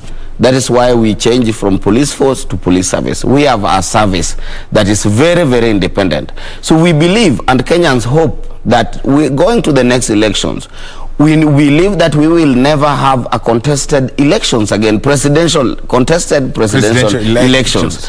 and then the country would move forward. You know, the contested elections always interfere with the economy, and if economy is messed up, people are messed up.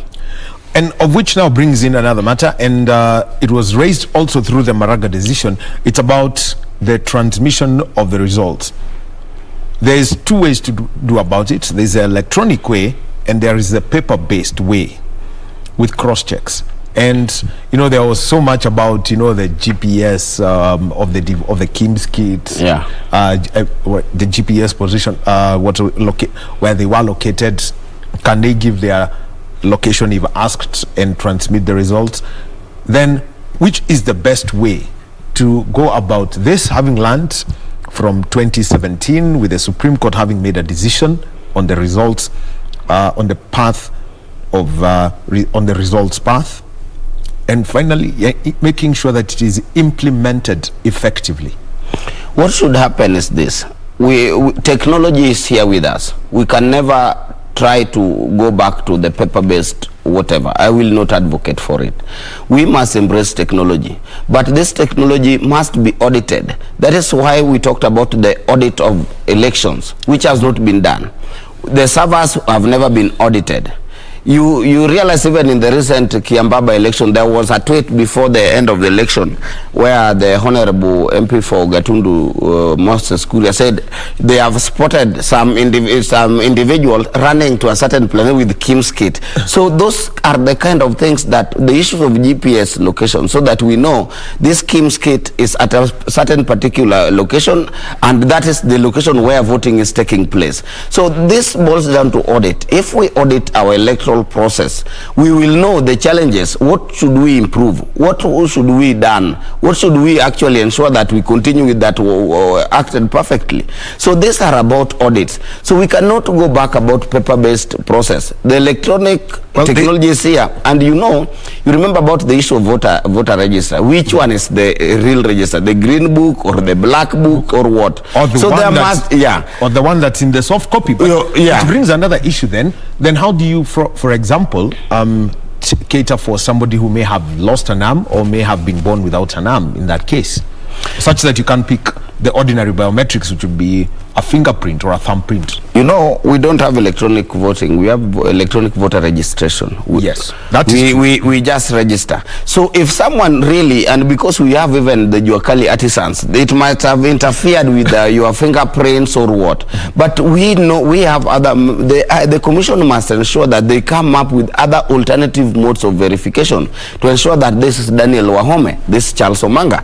So even if I have lost my arm, God forbid, or for whatever reason my biometrics cannot be properly captured. Yes. So you know, those are the issues of audit, because when we continue with audit, we will know whatever those whose biometrics, those who have died, those who should be struck off of the register, because you realize that there was complaints about even dead people still voting. Yeah. So if we do this audit, and actually we make Kenyans very patriotic in terms of electoral process, they will know that there is no reason whatsoever for any person to persuade you to take an identification card of a dead person. And you see now why the biometrics is also important. If you come with an identification or a voter card, which is not really very important, you with an ID of a dead person, the biometrics, your biometrics and his biometrics is really different. But the Election Offences Act says you should be arrested, and then how does the IEBC then come in to ensure that, you know, fraud, bribery, things do not happen, because they it is their officers, however temporary they may be as returning officers or presiding officers, who've got to make a call and inform their assigned police officer?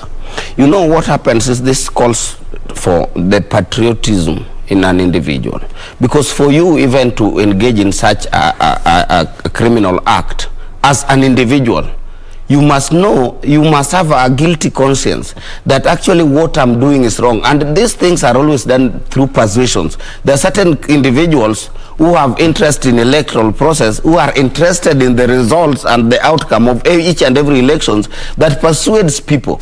So we can never end this thing as an instant coffee solution, but it is a process. That is why we must continuously and ensure that we have a sustained voter education, so that the commission ensure that each and every citizen knows that if someone persuades you or attempts to participate in an electoral fraud, you know you will be culpable.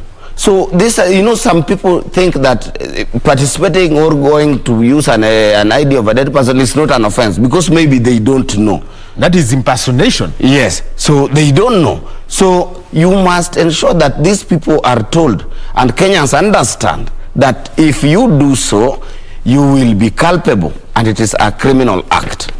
Then how does the IEBC work? We saw this with the interviews for the Office of the Chief Justice. There was what was consistently said, working across the various government offices or office bearers, where, for example, the judiciary has to work with the executive. In this case, this independent commission has got to work with the executive, who are the holders of the national registration, who are in charge of the National Registration Bureau. How much work needs to be done to ensure that consistently, if someone has passed on, has died, then their name is taken off the voter register in good time? You know, one of the key principles of public service is being accountable for individual acts. Accountability, one of the key principles of public service. So if you are an officer that have been given, and you know, authority is a public trust that is being exercised on behalf of Kenyans. So if you know that this is what you should do, you must know that you will be accountable for whatever you do, either act or omission. So the issue of being accountability is key. But you know, some of these things, some individuals always find themselves to various public offices, not basically that they really qualify, but for whatever interest or whoever is pushing or whoever is trying to ensure that they get those positions. But we know we are, as a society, we are making steps going forward. We know we will reach a certain point where each and every office will be occupied by people who are qualified for those positions, not people who have been put to serve certain particular interests. And Advocate Charles Omanga with us in conversation and looking at the task ahead for the commissioners. 36 of them, only 4 will get the job, and they have been interviewed for the past 1.5 weeks. We know the interviews are coming to a close this week. We're in day 9. Tomorrow has been declared a public holiday, which means that there's not going to be interviews. They'll have to run until Friday. And Wakili, let me come into something else that came up from things we've observed over the by-elections that were here. And IEBC chairman Wafula Chebukati had to remind the public and everyone else working about the sanctity of a polling station. It means that there are people who normally would move around, but this time around they're told do not be there. You could be a super agent, you could be an administrator in government, or you could just be a person, a voter. The moment you cast your ballot, if you're not an agent or a contesting candidate, then you've got to leave immediately. And the radius is 400 meters or required. How do we then implement that? I think we must also give echo to the Wafula Chebukati and team for what happened in Kiambaba election. You saw it was witnessed. He was even telling the administrators, the chiefs, that please, you have got no role here. Kindly leave. And even the police ensured that they are not really inside where they are not really required to be. And the public also, we must also congratulate people of Kiamba and Muguga. They kept off There was, this time we did not witness what was witnessed in Juja by-election. So the commission is really endeavoring to ensure that actually they implement those kind of proposals and whatever the law requires. So what happened in Kiambaa, there was no chaos, there was no police interference, the administrators, the chairman himself was there and actually reminded the public, and actually there is always a saying that goes that even if you hate someone, at least say the truth about them. So actually what the chairman Wafula Chebukati did for in the Kiambaa by-election, Kenyans should say thank you, because he ensured that, and actually you see when people follow the law, everything runs smoothly. There was no violence, there was no pushovers, there was no complaints, the police didn't have difficult time. They were there and ensured that everything went smoothly as planned. Now, the other thing that I'd like to bring in is relationship with political parties, because at times the political parties push their nominations so close to the 3 months required before a general election takes place that it's two things happen. The IEBC has a difficult time verifying the information from the nomination process, and number two, the decision to admit an independent candidate. How should this commission work around the electoral calendar? What they should do, because the law is very clear about what the times for nominations, what we should ensure is, let us not take these laws as mere pieces of legislation. We must actually ensure that we implement them. And political parties should be put on notice, because they are the major contributors to this electoral fraud, because they also actually, the internal party nominations itself is a fraud.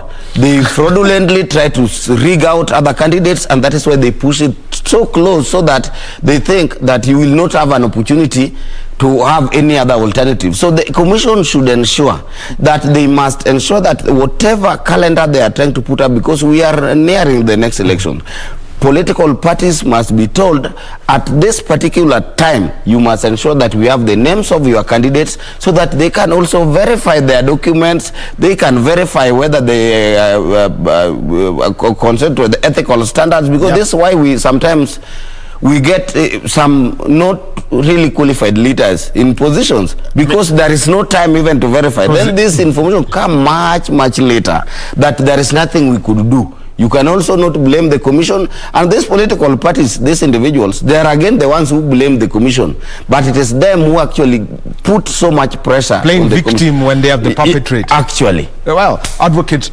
Charles Omanga, telling us about the task ahead for the 4 persons who are going to be selected from 36 by the panel that is the selection panel that is chaired by Dr. Elizabeth Muli. We take a short break and we come back and close this conversation before we go back to KCC, where the selection panel will be interviewing Advocate Murshid Abdallah Mohammed.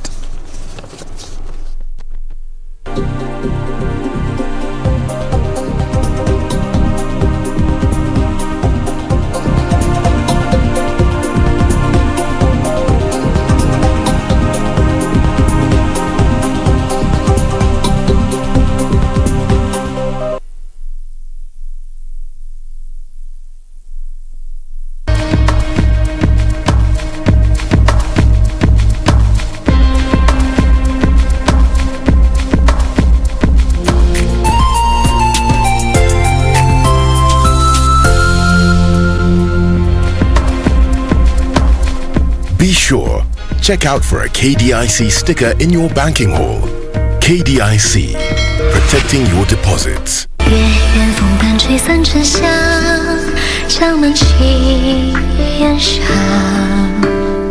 Did your men sneak something in? My men are completely trustworthy. They would never betray me. Yudza must be kept in a secret place and under tight security after all this. But right now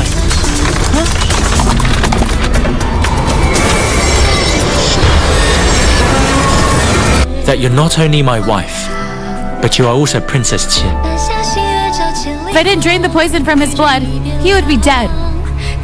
That's utter nonsense. Guards, take them out and kill them right now.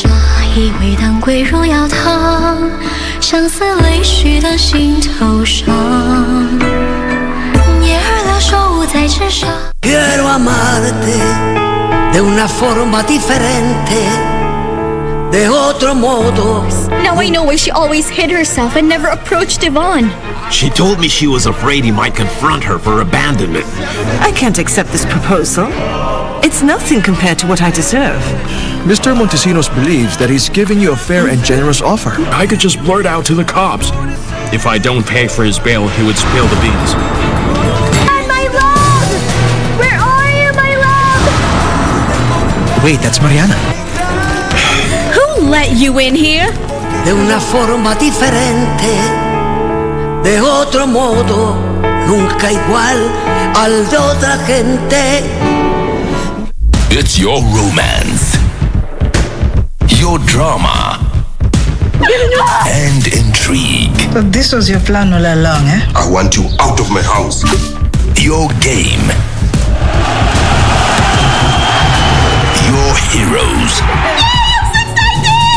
It's your moment with your stories. Made at home for your home. 'Cause great stories start on DSTV.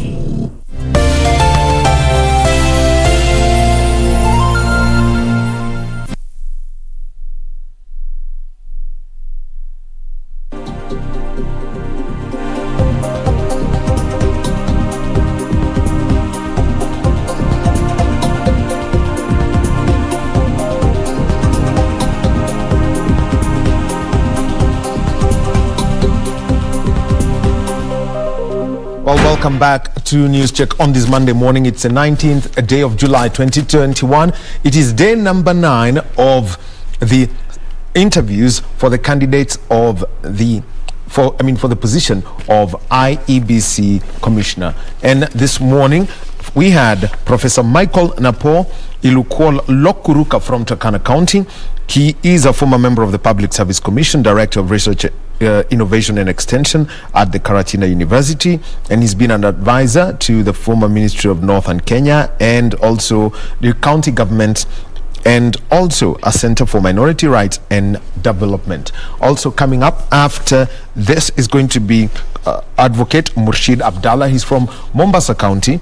He has been a member of the National Police Service Commission from 2012 to 2018, and that is the gentleman that we are seeing on the screen.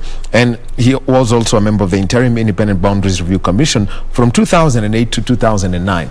Advocate Charles Omanga, as a closing word before we move over to KICC, who are the people that these commissioners really need to take care of, given the current electoral setup, looking at election offences, ensuring campaigns are done within funds, and also that especially when it comes to the declaration of results? First of all, those who should be taken care of are the voters, not even the contestants, the voter, first of all, and the special interest groups, the disabled, the whatever, the special and the minority groups. Those are the people that should be taken care of. And more importantly, the constituency returning officer, because you remember that the decision, the Maina Kia's case, give a task not now on the commission but these individuals, the presiding officers and the constituency returning officers. These are the most important people that the commission should really ensure that those whom they are taking to be constituency returning officers, because there the declaration of the presidential results, what they declare there is final. They also have got to declare the member of the National Assembly, the MCA, member of County Assembly. So they are dealing with about 2,400 elected people. You see, now these are the people who should be protected. Because now, you know, previously, like the Kivitu Commission, the Electoral Commission, ECK, really was the overall. But now you see, now with the current dispensation, we have now these individuals being very important people. In that kind of the dispensation, those people were not really matter. But the commission itself, the chairman is the one to say whatever, and that is final. So those whom the commission must ensure that is protected, one is those returning the voter first of all. And then secondly, the constituency returning officers and these presiding officers, because these are individuals that are very, very much exposed, because they are the commission is here at Bomas or whichever place that they would be. But those who are there on the ground, they are the people who bear the brunt and the burden, because you know there is a lot of pressure on these individuals. That is why the commission must ensure that the Kenya, we don't lack people with integrity and people who can be very patriotic. They must ensure, the commission must ensure that Kenyans are given people who are independent, who are patriotic, people with integrity, people who are trusted, that will ensure that to guarantee and deliver an uncontested election. Well, there you've had Advocate Charles Omanga. Let's now listen into the IEBC interviews that are taking place at the KICC, and we've got Advocate Murshid Abdallah, who is an advocate of the High Court, and he is a candidate. He was a candidate for chairperson of the IEBC in 2011, and also served as a member of the National Police Service Commission for 6 years, 2012 to 2018, and was a member of the Interim Independent Boundaries Review Commission from 08 to 09. Over to the interview of Advocate Murshid Abdallah. Thank you very much, Advocate Omanga. And remember, from the Advocate Abdullah Mohammed's interview, we shall be joined by Ben Chumba on our new news product, Kurunzi Mashinani. Ben Chumba will be hosting us from noon. Have a good day. Our sign language interpreter is Lensa Odingo. And there is a lot of repercussions if there is any delay. So that exposed me to high pressure work and quality work and good planning. And to do that work, you had to collaborate with very many stakeholders, be it the KPA, the port police, clearing and forwarding agents, transporters, marine surveyors of different nature. And it exposed me at that time to stakeholder engagement. I'll just fast forward I will exit from the discipline of shipping. I did about 14 or 15 years in shipping. I even opened my own ship insurance company as a correspondent, not to insure, but to do the same high octane work. Because our company got sold to Maersk Lines, and I was not, they didn't have any claims correspondence out there. And I didn't want to join mainstream shipping because the work I was doing was more interesting. You don't know what will happen today in that kind of work scenario. You have to manage things on your feet. After that, I went into practice. I practiced a little bit, but I was also doing my correspondence work. And then started the journey of 2007-2008 post-election violence, and the coming in of the international mediation, and they formed several institutions as part of the Agenda 4. And I applied for one of the Agenda 4 commissions then. That was the Interim Independent Boundaries Review Commission. And we were tasked with the work of delimiting constituencies. And before the constitution was passed, we had a slightly different criteria of what we had to do. And we were not given, for example, the number of constituencies. The parameters were given, but they had a slight differentiation before and after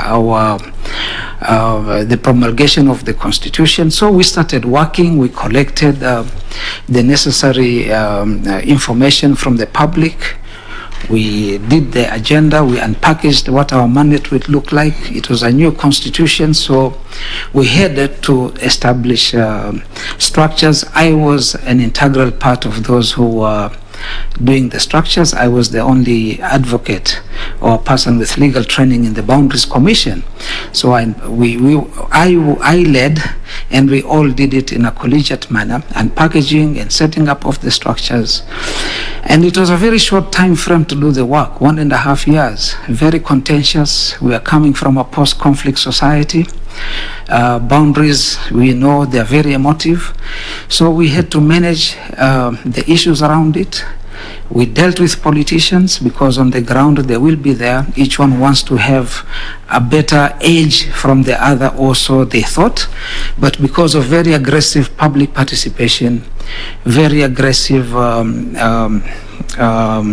civic education, we were able to undertake our mandate. It had its ups and downs, yes.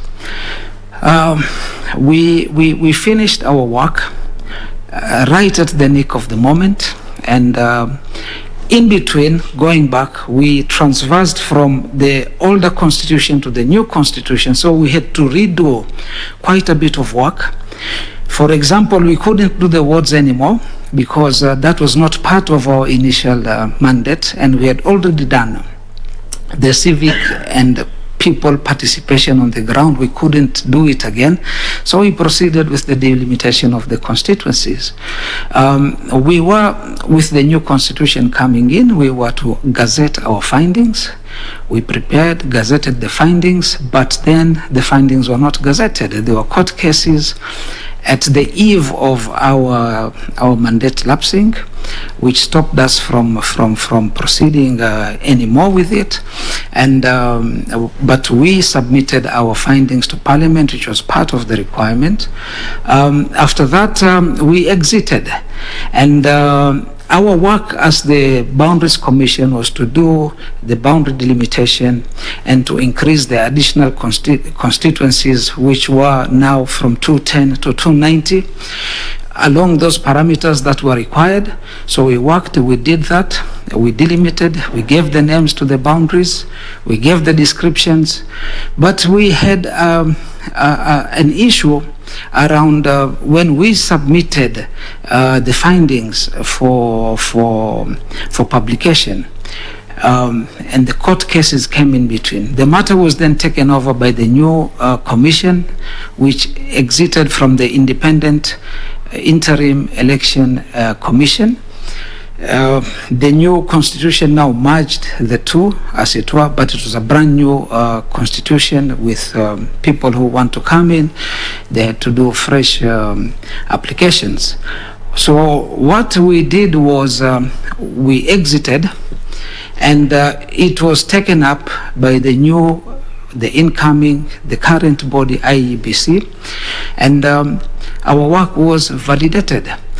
Because Parliament then gave instructions, and it's in the IEBC Act for the first delimitation, that they use what we have done as the source document, and they invited all comments about what was wrong with the delimitation from stakeholders. They made a report to the IEBC, and the IEBC was able to make adjustments. They were minimal in nature. And the report was returned to Parliament, and Parliament eventually gave recommendations, and IEBC gazetted those findings. So in terms of what I will bring to the Commission, in terms of what I want to apply, is this cumulative experience I've had in terms of developing systems and packaging the law, civic education, stakeholder participation, governance structures, and executing our mandate to the best of our ability, and working under extreme pressure. In terms of electoral experience, is the experience which I generated largely in the Boundaries Commission, which is part of the Electoral Commission's job. So these are the experiences that I've had, and what I bring on the table is proven work ethic and integrity, madam. Thank you. Thank you so much, Murshid. Are you a registered voter? Yes, madam, I am. Okay, where did you vote in the last general election? I have always voted in Mombasa County, Mvita constituency, and my polling station is where we have the old law courts. Sometimes it is used as an appellate court. Okay. Thank you so much, Murshid. I will now request Mr. Morris Kimuli to ask you a few questions. Yes. Thank you very much, Madam Chair. Murshid. Yes, please. You are a lawyer. Yes. Is that the expertise that you bring to the Commission if successful? Yes, I would bring my experience as a person who has graduated with law, and the experiences that I've had in my working life, both in the private sector as well as working in government sector. Do you consider yourself to be a legal practitioner? Not much, because I have done limited practice in between my other jobs which I have held, but I am grounded in the law.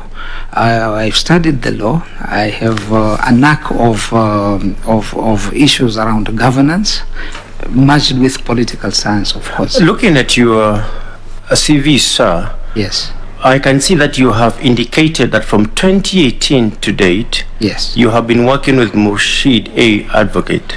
Yes. Is that so? Murshid Abdallah Advocate is my name, and that is what I have previously practiced. I had shut my practice when I came in for the Boundaries Commission, because we were not allowed to practice. Are you practicing law now? I am not practicing law now, but what I do is I do consultancy work around the law. I put together governance issues if I'm given a job of that nature, and in my practice I have largely done conveyancing and commercial matters. So I cannot say that I'm a person, for example, who's had prolific practice in the High Court or in any other court. The Constitution states categorically the aspects of experience for those who seek the position of commissioner. Yes. Do you know the areas of experience? Yes. Which are they? One of them is governance. Yes. Another one is law. Yes. Yes, and any other field. Which others? Like I think in finance. Yes. Oh, they are stated, sir, in the Constitution. Do you know the key ones that are stated in the Constitution expressly? One of them is law, the other one is matters of finance, the other one is experience and matters of governance. Only those? I can remember those. Only those? I can remember those. When you were applying for this job, you didn't take some time and with some legal background to just look at the portions of the Constitution that deal with qualifications for the job you're applying for? I did look, sir, but sometimes you have, when you are in a situation where you feel that you are coming under some kind of pressure, you tend to forget some of those issues. But of course, I did look at what qualifications are required, and I matched them with what I have, and I applied. So, out of the ones that you have mentioned, which is the skill and experience that you would bring? Both in law and governance. Both in law and governance? Yes, both in law and governance, yes. Now,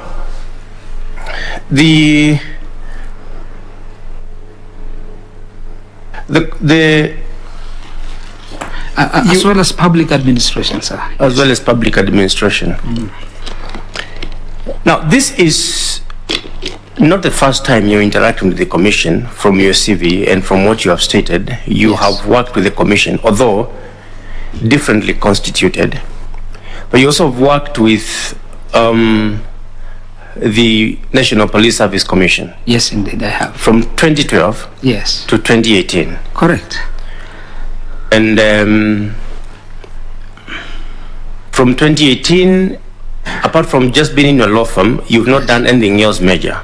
No, what I have done from 2018, you see, I must beg your pardon, I didn't give my specific experiences in the National Police Service Commission because the time... no, that's okay. I understand. So what I'm saying, after I did my National Police Service Commission and we completed our job in 2018, in that commission, we worked on the basis that we will do 12 years work in 6 years, and I had to take time off in order now to spend more time with my family and more time with my own personal issues. And I did a lot of pro bono work in terms of consultancy. I was also instrumental in invigorating and putting back a consortium known as SEDMAC, that is Consortium for the Development of Marginalized Communities. So that was when?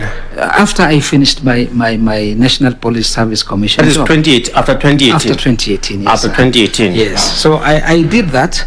Now, what I'm interested in, yes, you have disclosed the things that you have done. Yes. I just want us to look at what you've attempted to do, because I believe that you come to this commission because you believe that you have something to offer. Yes.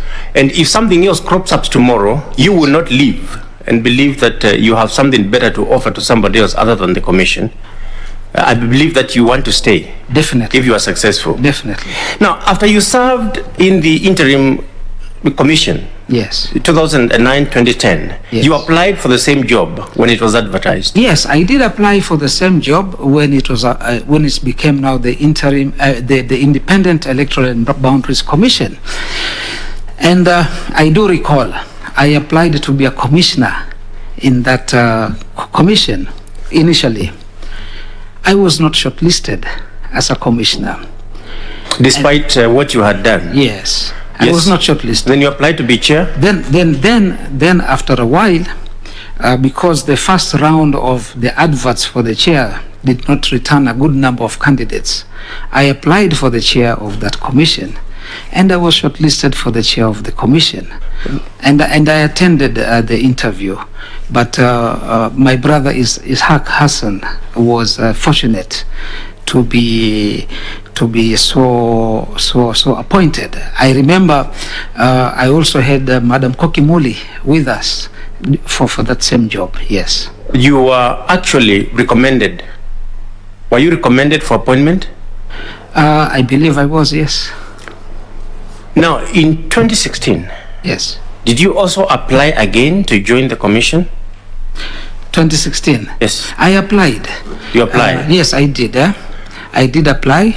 You were not successful. I shouldn't have applied because I was already a state officer. Now, this is where I was coming.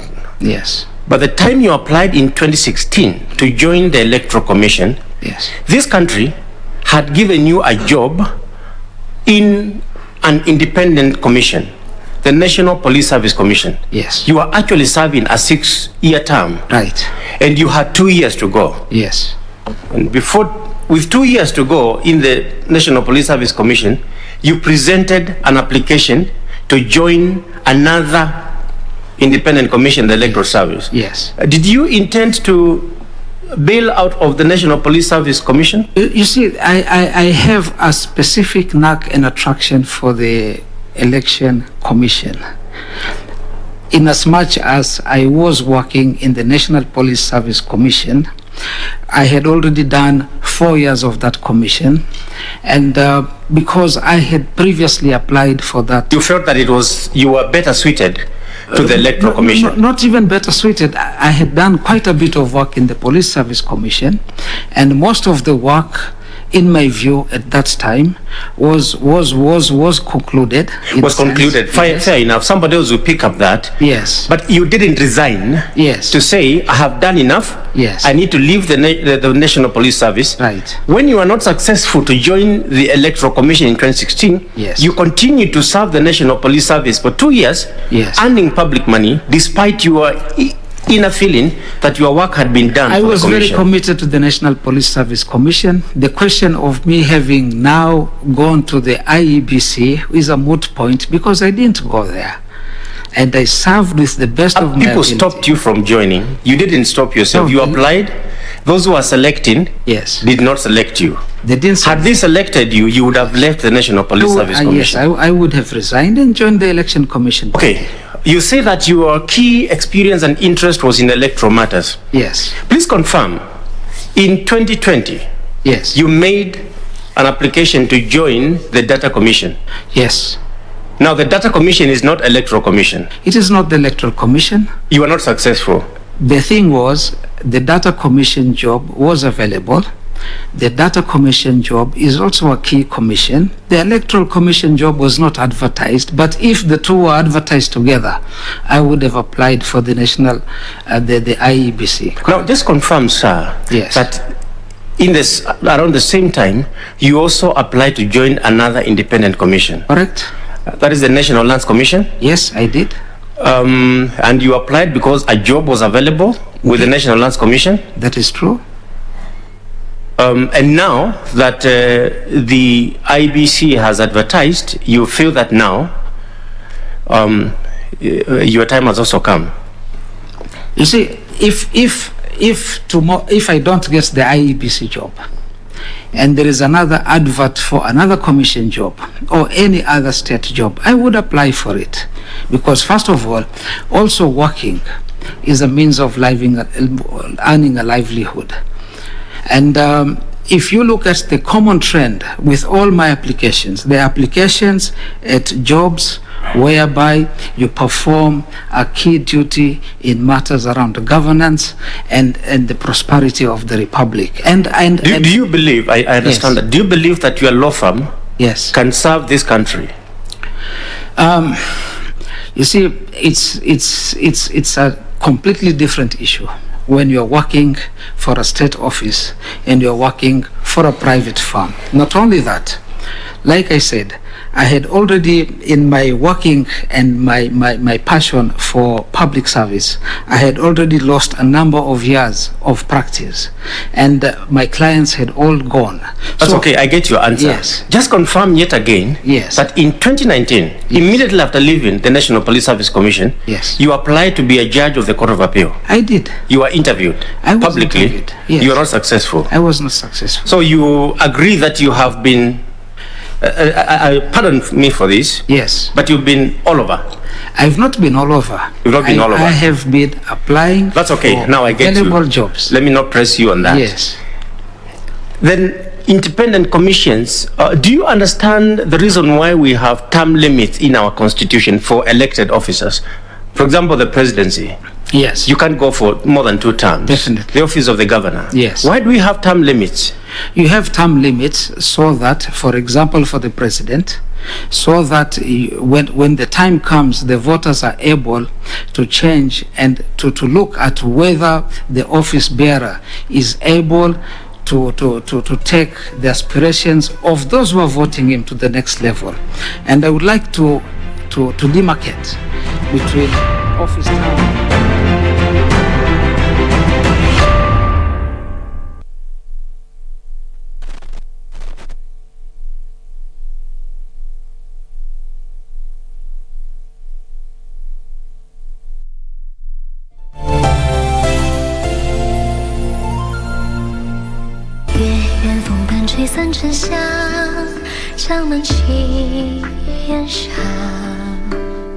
Did your men sneak something in?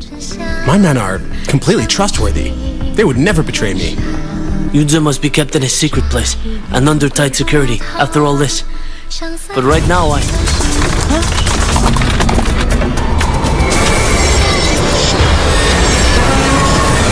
That you're not only my wife, but you are also Princess Qin. If I didn't drain the poison from his blood, he would be dead. That's utter nonsense. Guards, take them out and kill them right now.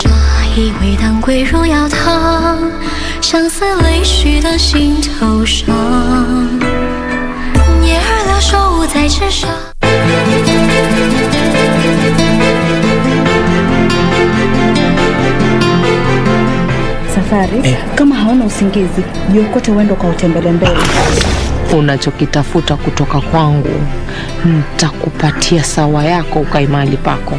Wewe kama wataka watafute kwenye vyumba vyao huko, mimi sijapangisha mtu hapa. Kwani nakufanya nini, mbona nijibu hivi? Wewe ulifanya kuja hapa, mimi nilizaliwa hapa. Mimi ndo first born katika hii nyumba. Sitakubali mtu yeyote aingilie katika mipango yangu. Kwa hivyo chunga sana unapokanya.